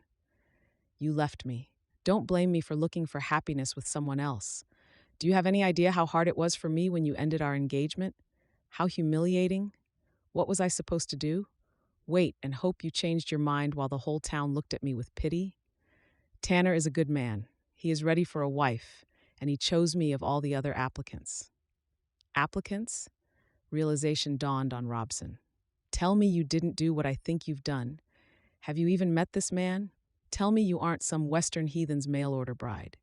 Katie said nothing but looked down at the floor of her room. You are, aren't you? He laughed. And I feared it was too late. You can't possibly love this man. Stay here. Marry me. In time, this will be nothing more than a story we laugh about while our children play at our feet. Robson. What's done can be undone. Don't bother arguing. You can't possibly want to leave your family for a stranger when a man like me wants you so desperately. We could be so good together. Say you'll consider it. Say you'll marry me. Her demeanor changed from anger to indeterminable, but he knew he was winning. He reached out and pulled her hand to his lips, kissing it gently. I need to think, she finally replied. I can't give you an answer tonight. Please go before father comes. Letting go of her hand, he nodded. Good night, my darling. Don't make me wait too long for an answer. With his final words, he started the climb back down to the ground. His heart was much lighter as he walked home. Katie would be his soon enough, but in the meantime, he would continue his courtship of Belle. Perhaps he could persuade her mother to give him a sum of money in advance to alleviate his debts. He could tell her he needed it to begin building their future home. Since their deal was a secret, she would not wish to pursue legal actions when he reneged. He would lose a fortune, but he might just gain enough money to start again. A few well-placed bets would put him back in business, and Katie's sweet demeanor would ensure he had the family he wished for and the time he needed for his more worldly interests. He could still have everything he wanted. Chapter 13. Katie didn't sleep that night. Her heart was heavy. Robson wanted her, but she had made a promise to Tanner. She was leaving in mere days to start a new life. How dare Robson come to her and offer her everything she wanted? What gave him the right to come back into her life just as she was starting over with someone new? What made it worse was that Robson was right. If she married him, she wouldn't have to leave her family. Her parents would benefit from Robson's business ties, and she would have the life she'd planned with the first man she ever loved. It was so confusing, and time was not on her side. She didn't dare tell her parents about Robson's late-night visit the next morning. Her father would be angry, and her mother might get her hopes up that Katie would stay. Instead, she took a long walk and tried to clear her head. She walked past the store where she'd seen Robson a week before, and she walked past the house he had planned to buy for them. It was no longer for sale. Another family purchased it soon after Robson broke off their engagement, and their children were in the yard, preparing to walk to school when she passed by. Katie envisioned her own children with Robson in a similar yard. It had been her dream to give him the perfect family. Her thoughts turned to Daisy, the little girl without a mother. She thought of the picnics and family outings she and Tanner would have with the little girl. She thought of the children who would come after Daisy and the joys they would share as they worked the ranch together. Both scenarios seemed ideal to Katie, and that was the problem. She wasn't sure which life to choose. Over the next few days, even as she packed for her journey west, Katie wasn't sure if she could go through with her wedding. She wasn't as confident in her decision as she had been before Robson's visit. Finally, as her mother was doing the final fitting on her wedding gown, Katie found herself in tears. "Oh, child, are you so ready to marry your young man that you can't hold back tears of joy, or is something else causing your eyes to water? Are you having cold feet?" "I think it might be more than cold feet," Katie said, slowly turning to face her mother. "I had a conversation with Robson. He knows I'm getting married." "I see, and I take it he wasn't pleased with this development." Katie shook her head. "He wants me to stay and marry him.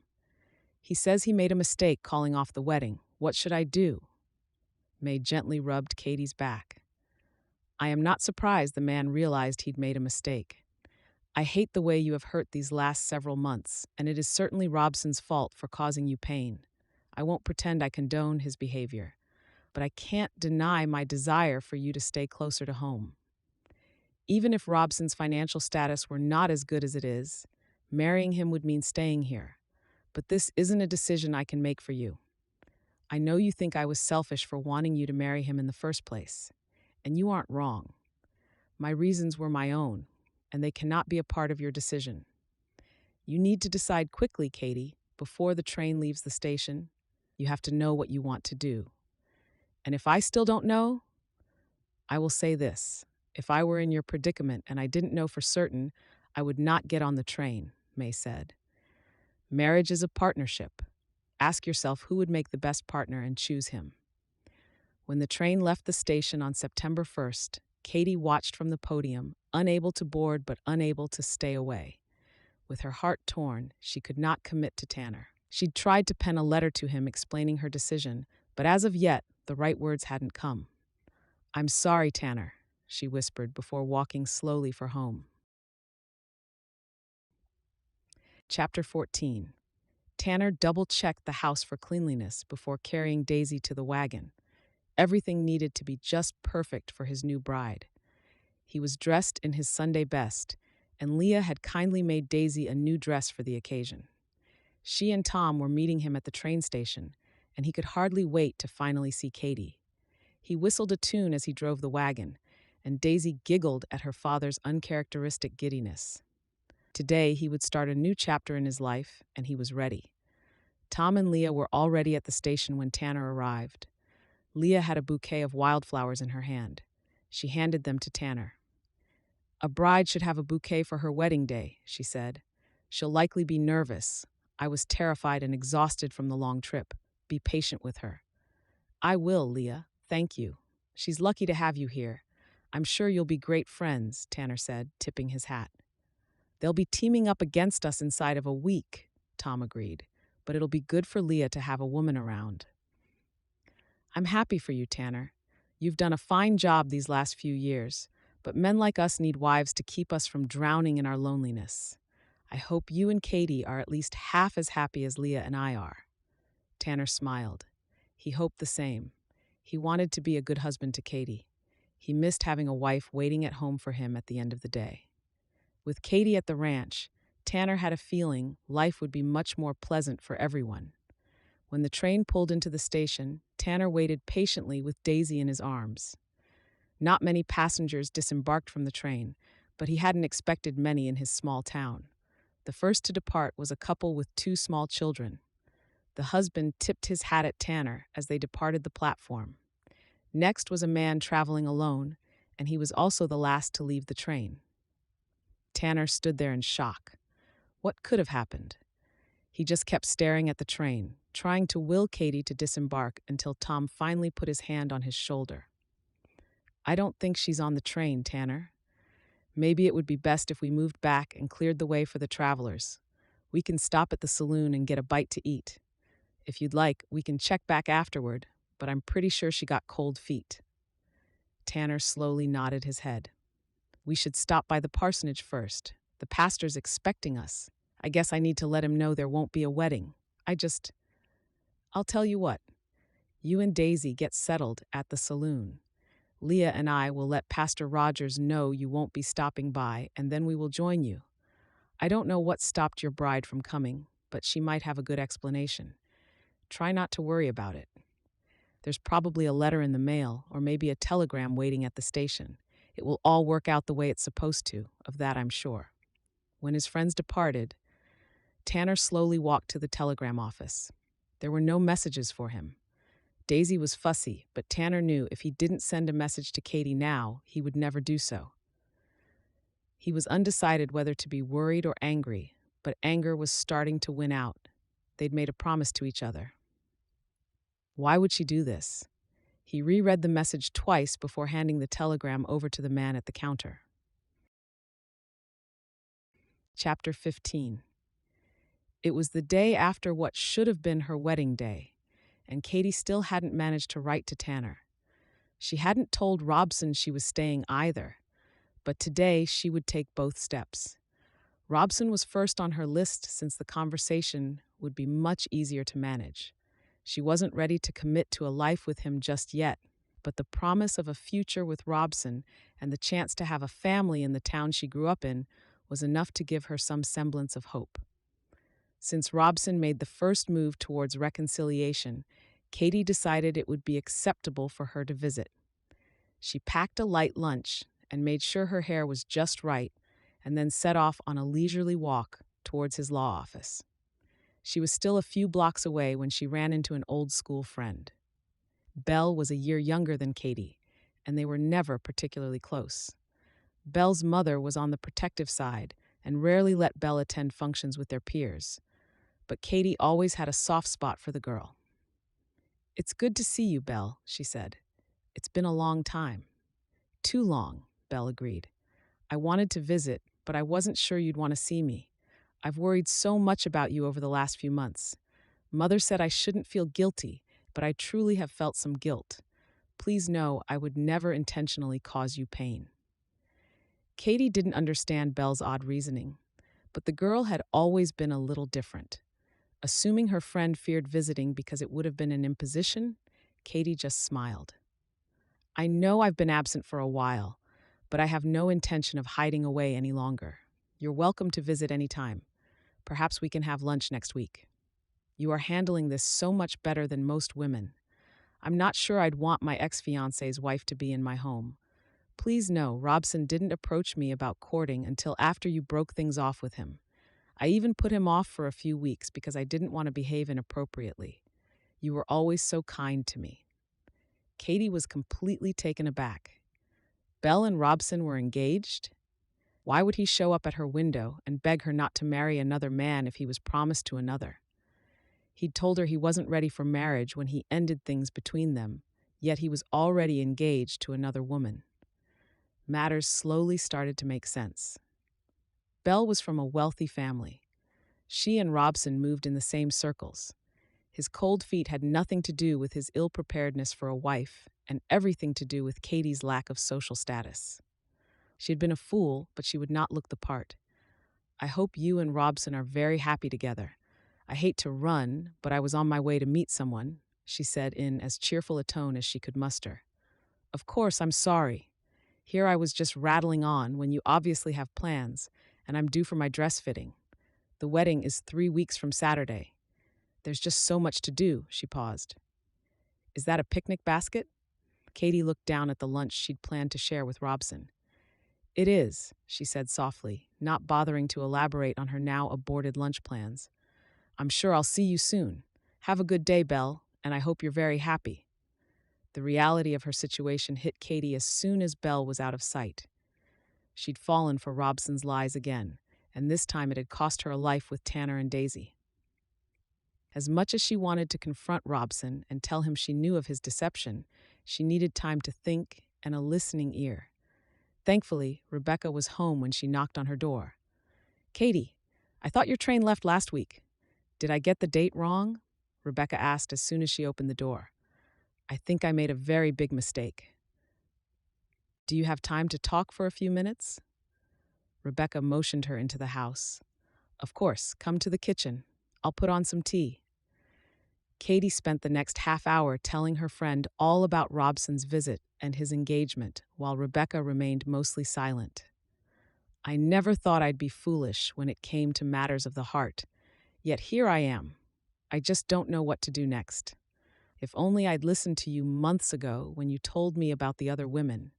Now he's managed to break my heart twice, and I've abandoned a good man.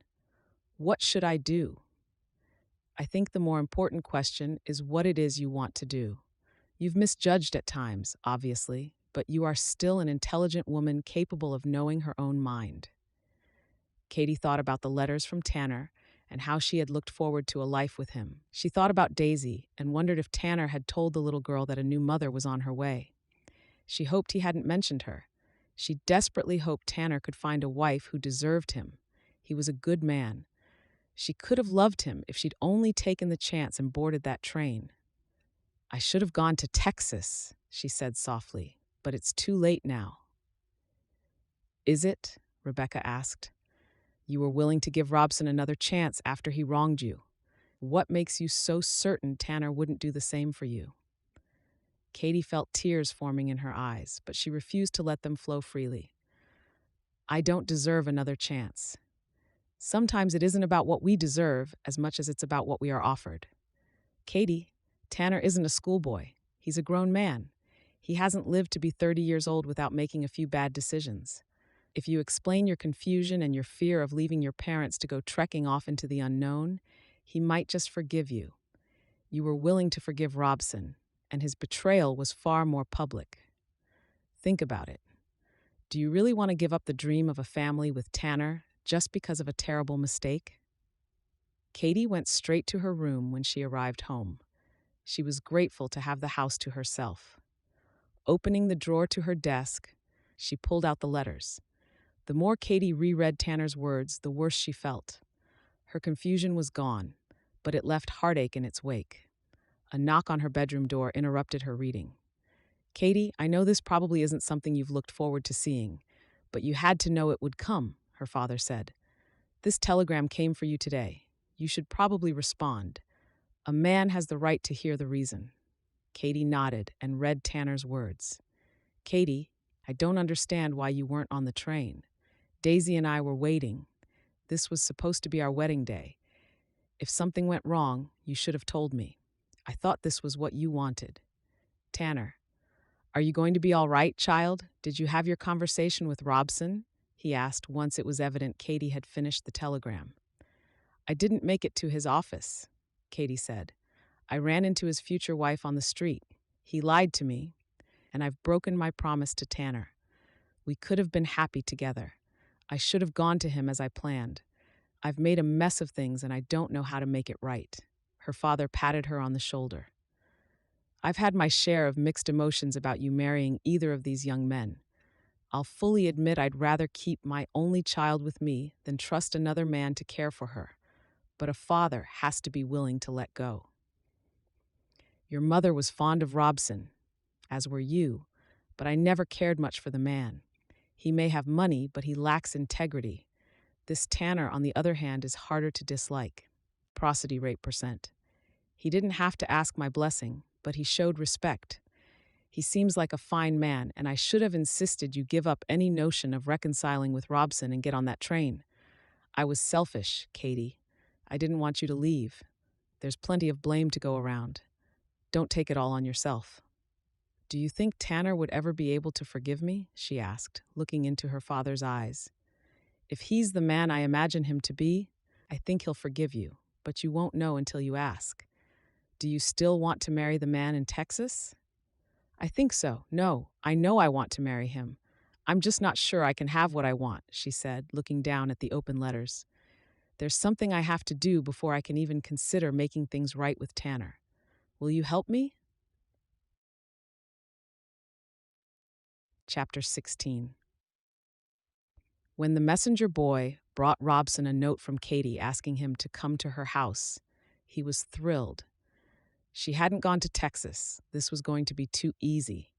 He sent the boy to Belle's with a message saying he wouldn't be able to make it to dinner, claiming he needed to work late and spent the rest of his day putting his plans into place. The loan he'd acquired from Mrs. Smith should be in his hands by the end of the week, and then he'd be able to end things with Belle and rush Katie to the altar before anyone was the wiser. This whole debacle had gone on quite long enough, and he was ready for it to end. No amount of money was worth giving up his freedom. With a clear plan in mind, he left his office a little early and stopped for flowers on the way to Katie's house. He knew he still needed to woo her after the disastrous few months, and he was prepared to do whatever was necessary to have the beautiful woman on his arm. He was slightly surprised when Jacob answered the door. The older man usually worked much later in his shop. Robson had counted on his absence during his conversation with Katie. Her mother would not be much of an issue. He knew the woman was desperate to see her daughter marry well, and he was the best choice around. Jacob Mason could be a problem, but not an insurmountable one. "Robson, you know where the parlor is. Go on inside and have a seat." "Katie will be down shortly," the man said. Robson noticed May peeking her head out from the kitchen, but she didn't speak. She usually offered him something to eat or made small talk. It was rather unnerving. He would need to pour on the charm with both parents, but they were simple enough people. It wouldn't be difficult to convince them he was still the only man who could give their daughter the future she deserved. No one followed him into the parlor. The wait was excruciating, and Robson was never a man to sit still. Well, he hadn't been a man to sit around until Belle. All that girl wanted to do was sit and talk. It would have been more tolerable if she spoke of interesting things, but the girl was just so boring. He couldn't even remember the last time he had any fun. Oh, how he missed his lady friends who were free with their affections. He probably missed them more than his poker games, but once Katie was back in her rightful place, he would be able to resume his other activities. When the door of the parlor opened, Katie's beauty took his breath away. She was wearing a new blue dress that perfectly complemented her eyes, and her cheeks were rosy. He could imagine how lovely she would look on their wedding day or on his arm at a dinner party. She was the perfect trophy. She removed a beautifully wrapped package from under her arm, and he smiled when she put it into his hands without saying a word. She'd gone to the trouble of giving him a gift. There was a card attached. "Read your card, Robson." "You didn't have to give me a gift, Katie. Your request to see me was more than enough," he said, offering his own. "I brought you these flowers." "Set them on the table," she said, without so much as a cursory glance or a thank you. It was so unlike her that he was taken aback. He did as she requested and opened the card. "Read it aloud, please," she said. "To Mr. Brown and Miss Smith, congratulations on your wedding. I hope you are very happy together. You deserve everything your marriage brings," he read. She knew. She knew about Belle. This wasn't a meeting to discuss their future. It was goodbye. "Katie, I want you, not Belle Smith. I'm going to end things with her as soon as you agree to marry me. These wedding plans were a mistake. I won't marry you, Mr. Brown. After today, I do not wish to see or hear from you again. You shouldn't break off your new engagement. 2 broken engagements in a year would certainly sully your reputation as the most eligible bachelor in town. Don't you agree? Belle comes from a wealthy family. That is why you chose her in the first place, I assume. You'll have exactly what you deserve, and I have no intention of taking that away from either of you." She paused and looked at the flowers on the table. "It is inappropriate for an engaged man to gift flowers to a woman who is not his intended. Take these to Belle with my compliments." As soon as she spoke, she turned on her heel and left the room, leaving Robson in shock. He started to follow her, but her father blocked the way. "I think my daughter has made herself clear, Mr. Brown. You do remember your way out, so I suggest you take your leave." Robson didn't bother speaking. He picked up the flowers and the gift from Katie and left the house. His future with Katie was not to be, so he knew what he had to do. Katie was not wrong about what another broken engagement could do to his chances of securing a suitable wife. He would marry Belle, and hopefully giving her a house full of children would keep her busy enough to leave him alone. He turned to look at Katie's house one last time before getting in his carriage. This day had not gone at all as he'd intended, but maybe it wasn't so bad. The woman he'd just encountered in that parlor was so different from the one he'd loved. The new Katie would probably be as insufferable as Belle. He wouldn't have his freedom with her either, and she came with no money. This was for the best. Chapter 17. "You're certain this is what you want to do?" May asked as she helped Katie pack her trunk. "We could still send a telegram." Katie shook her head. "I have to do this in person. Tanner deserves to hear my reasons face to face. I got to tell Robson what I thought of him in person, and it helped me to heal. If Tanner wants to do the same, I will listen. But you'll be so far from home. What if he doesn't accept your apology? You'll be stuck in a strange place without family for days or weeks before we can arrange your trip home. I don't want you to suffer." Her mother looked so distraught that Katie almost felt guilty, but she knew she was doing the right thing. She was grateful her father was willing to buy her a train ticket and send her with enough money to pay for a boarding house. It had surprised her when he offered to help with her plan, but it shouldn't have come as such a shock. He'd always done everything in his power to make sure Katie was happy. Decidedly, Katie had been anything but happy over recent months. She was fully aware there was a chance her plan of traveling to Tanner and begging his forgiveness would end badly, but she knew there would be no real chance of reconciliation if she tried to apologize by letter. Even sending a telegram to tell him she was coming seemed wrong somehow. He'd already been to the train station to meet her once. She would not ask him to make the trip again. Knowing her mother needed reassurance, Katie put on a brave front. If Tanner doesn't want to marry me, I will be fine until I can get home. This isn't the same as when Robson broke off the wedding. This isn't even about Tanner. It's about me. I need to make this right, and I can't do it from here. I've made mistakes, and I want to recover from them. Please understand, Mother. I have to do this my way, or I don't think I'll be able to live with myself. I'm going to miss you so much. I was wrong about Robson Brown, and it caused you so much pain. Now I have to lose you in order for you to be happy. Promise me you'll find a way to be happy no matter what happens in Texas. Katie hugged her mother. I promise. It was a promise Katie hoped she would be able to keep, but her mother needed it just the same. Her father knocked on the bedroom door. If you've finished packing, I'll carry the trunk down to the carriage. We should leave soon. The train won't wait for you. I'm ready, Katie said, before looking her mother in the eye. I really do know what I'm doing. You'll see. The 4-day train ride gave Katie plenty of time to think. She loved looking out the window and watching the scenery change. It reminded her how different things would be in the West. Thoughts of Tanner and Daisy, and what life on the ranch might be like, occupied most of her thoughts. She tried not to dwell on the possibility Tanner might reject her, but the idea did creep in from time to time. It was the second week of October, more than a month after her originally intended arrival date, when the train pulled into the small station.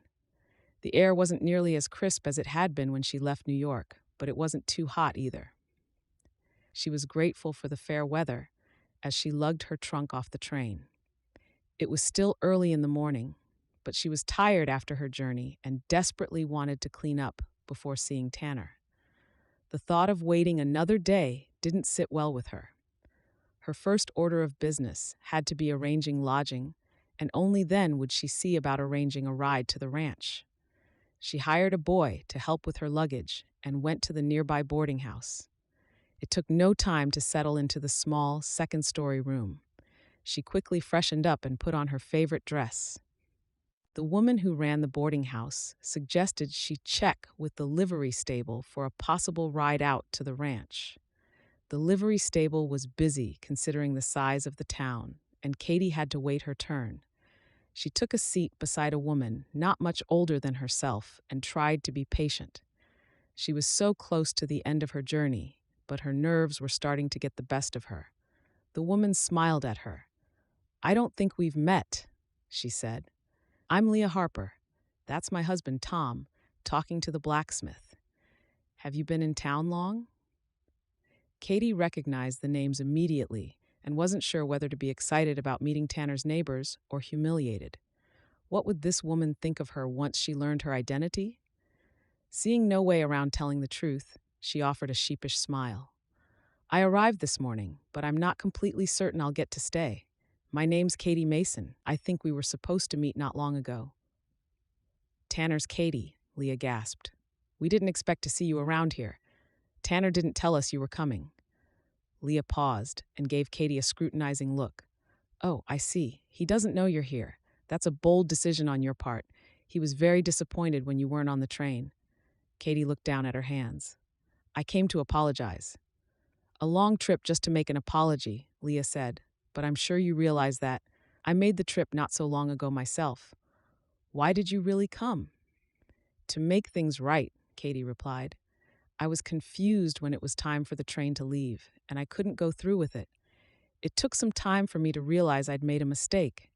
I know it seems silly when I could have just written a letter, but I had to come. I need to tell him how sorry I am. You came because you hope he'll forgive you and marry you anyway. I do hope he'll forgive me, and I would like to get to know him better.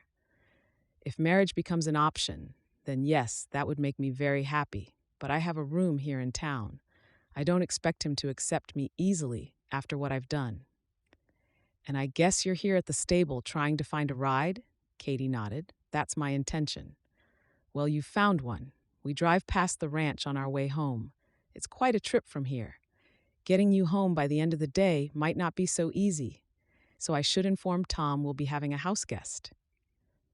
Katie shook her head. Oh, I couldn't intrude. I didn't realize it was so far.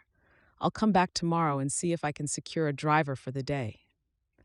It's not an intrusion, or I wouldn't have offered. We aren't going to leave poor Tanner wondering why his bride didn't arrive for another day just because of a little thing like distance. You're coming with us, she said. Chapter 18. Daisy was picking flowers, and Tanner was sitting beside her on the grass. His little girl was always content when she was outside. She handed him the top of a wildflower and its stem, which had broken off in her little hand. Fix, she commanded, causing him to smile. I can't put the flower back on the stem. It's broken. See? He said, putting the pieces of the flower together and taking them apart again.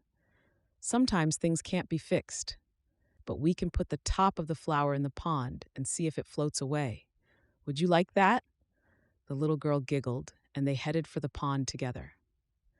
They hadn't made it far when Tanner saw Tom's wagon heading in their direction. He waved, and Daisy did the same. Once it became obvious the wagon was planning to stop at the ranch, he lifted Daisy into his arms and headed for the house. The first thing he noticed as they pulled closer was the extra passenger in the wagon. There was a woman with them, one Tanner had never seen before, and she was absolutely the prettiest thing he'd ever seen. Tanner was sure he'd never seen her around before, because he was certain he'd never forget such a lovely face. He hoped Tom and Leah weren't trying to play matchmaker. After his failed attempt to move on with Katie, he wasn't ready to try again. Surely his friends knew he needed time. Tom helped both women down from the wagon before walking over to Tanner. Glad we found you at home. My wife picked up a straggler in town today who was trying to find a ride to your place. She seems like a nice girl, Tanner. Listen to what she has to say before making any decisions. Tanner was more than a little puzzled by Tom's words, but he followed him to the women who were waiting beside the wagon. The woman looked more than a little uneasy, and it was obvious she was trying not to stare at him. Before introductions could even be made, Leah was reaching for Daisy. Why don't Tom and I take Daisy for a little walk and let the two of you talk? Daisy instantly reached for Leah, so Tanner relinquished his daughter and turned his attention to the woman in front of him. Tanner Dawson, he said, putting out his hand, but I'm guessing you knew that already. The woman bit her lip as she shook his hand. I didn't have a face to put to the name, but yes, I knew it. She paused and took a deep breath. Katie Mason. Tanner felt the color leave his face. Katie was standing in front of him. After not so much as a word in over a month, she was on his ranch. He wasn't sure whether to be happy or annoyed. I didn't expect to see you here. I know. I should have come when you sent for me. I made a mistake. I was confused before, and by the time I figured things out, it was too late.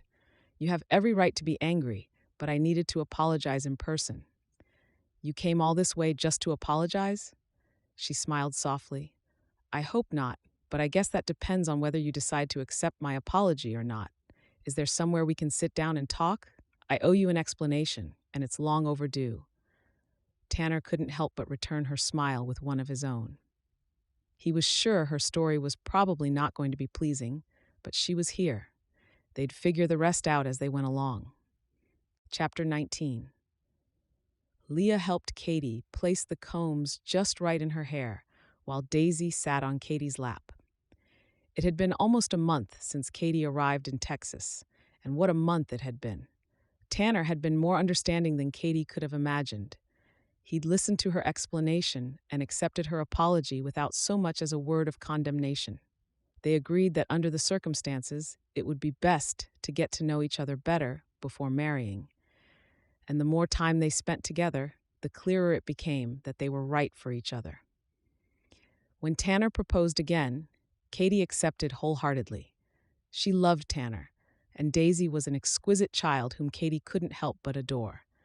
It was hard to believe she would be a wife and mother before the day was done. She only wished her parents and Rebecca could see how happy she was and meet her new family. She'd received a letter from Rebecca a few days before telling her all the news from town. The most interesting piece of information she'd shared was news about Robson.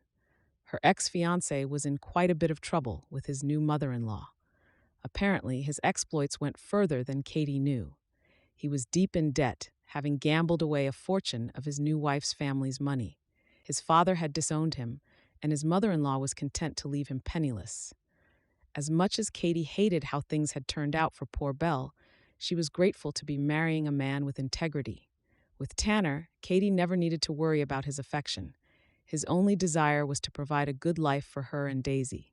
He was, in many ways, a lot like her father. This was the life she wanted, and she was grateful for it. "There," Leah said, breaking Katie out of her thoughts. "You look beautiful. Are you nervous?" "Not in the slightest," she said. "There's nowhere I would rather be, and nothing I'd rather be doing." Leah grinned. "Good. Let's go get you married." The wedding was a small affair with only Tom, Leah, Tanner's men, and Daisy in attendance. The minister was a kind man whom Katie had already had the privilege of meeting at church a few Sundays before, and he obviously thought highly of Tanner. Tanner looked so handsome in his suit, and Katie felt certain she'd have been the envy of every girl in town if she could have taken him to a party back home. From the look in his eye, it was obvious he felt the same way about her. She was ready to walk down the aisle with Tom taking on the role of giving her away. It pained her that her own father could not be there to do the honors. As she took the step towards the church doors, a raucous on the main street of the town caught her attention and stopped her in her tracks. She turned to see the cause of the din, only to see a horse-drawn carriage pull up at a speed outside of the churchyard. What could be the meaning of this, she wondered as she turned back to Tom with confusion evident on her face. She motioned to him that she was ready to proceed into the church, but he put a firm hand on her elbow and kept her in place. "But," she protested, "I think someone more qualified for the job of giving away a daughter should be doing the honors today. Don't you agree?" "Of course, I would love for my father to be here to do just that, but—" Katie was about to tell Tom his fortune when she was interrupted. "May I?" the voice interceded. Katie knew that voice, but it was not possible. She turned away from Tom and directly into the face of her father. Beside him was her mother, and behind the two of them, Rebecca was smiling broadly with tears threatening. "How?" was all Katie could manage in the moment. "Never you mind all that," her mother put play to her questions. "We can answer all those questions later. Right now, your father very badly wants to give his daughter away at the altar. It would be my honor to walk you down the aisle to the man you have chosen to spend your life beside," her father said, as he took her elbow, nodding his unspoken thanks to Tom as he did so. "I'll see you later," Tom said to Katie with a wink and a grin as he took his leave and made his way down the aisle to sit beside Leah in the front pew of the church to the right of the podium. Katie could hardly allow herself to believe that this was an actual fact happening. She even pinched herself to be sure that it was not all a dream. Katie and her father waited for her mother to enter the church. When Rebecca followed her, Katie stopped her with a hand on her shoulder. "Rebecca, would you please be my bridesmaid?" And then, the threatened tears could not be held back any longer, and with tears streaming down her cheeks, Rebecca took her place to walk before her best friend down the aisle, so that her father could hand her to her husband-to-be before the altar. From the look Katie saw pass between her father and Tanner, she knew that Tanner was not surprised by her family's arrival. Katie and Tanner were pronounced husband and wife before those present and in the eyes of God, and Tanner kissed his wife to seal the deal. Once they were out of the church and had received the congratulations of all present, Tanner knew that he had some explanations to give. "I knew that you would always regret not having your family at our wedding.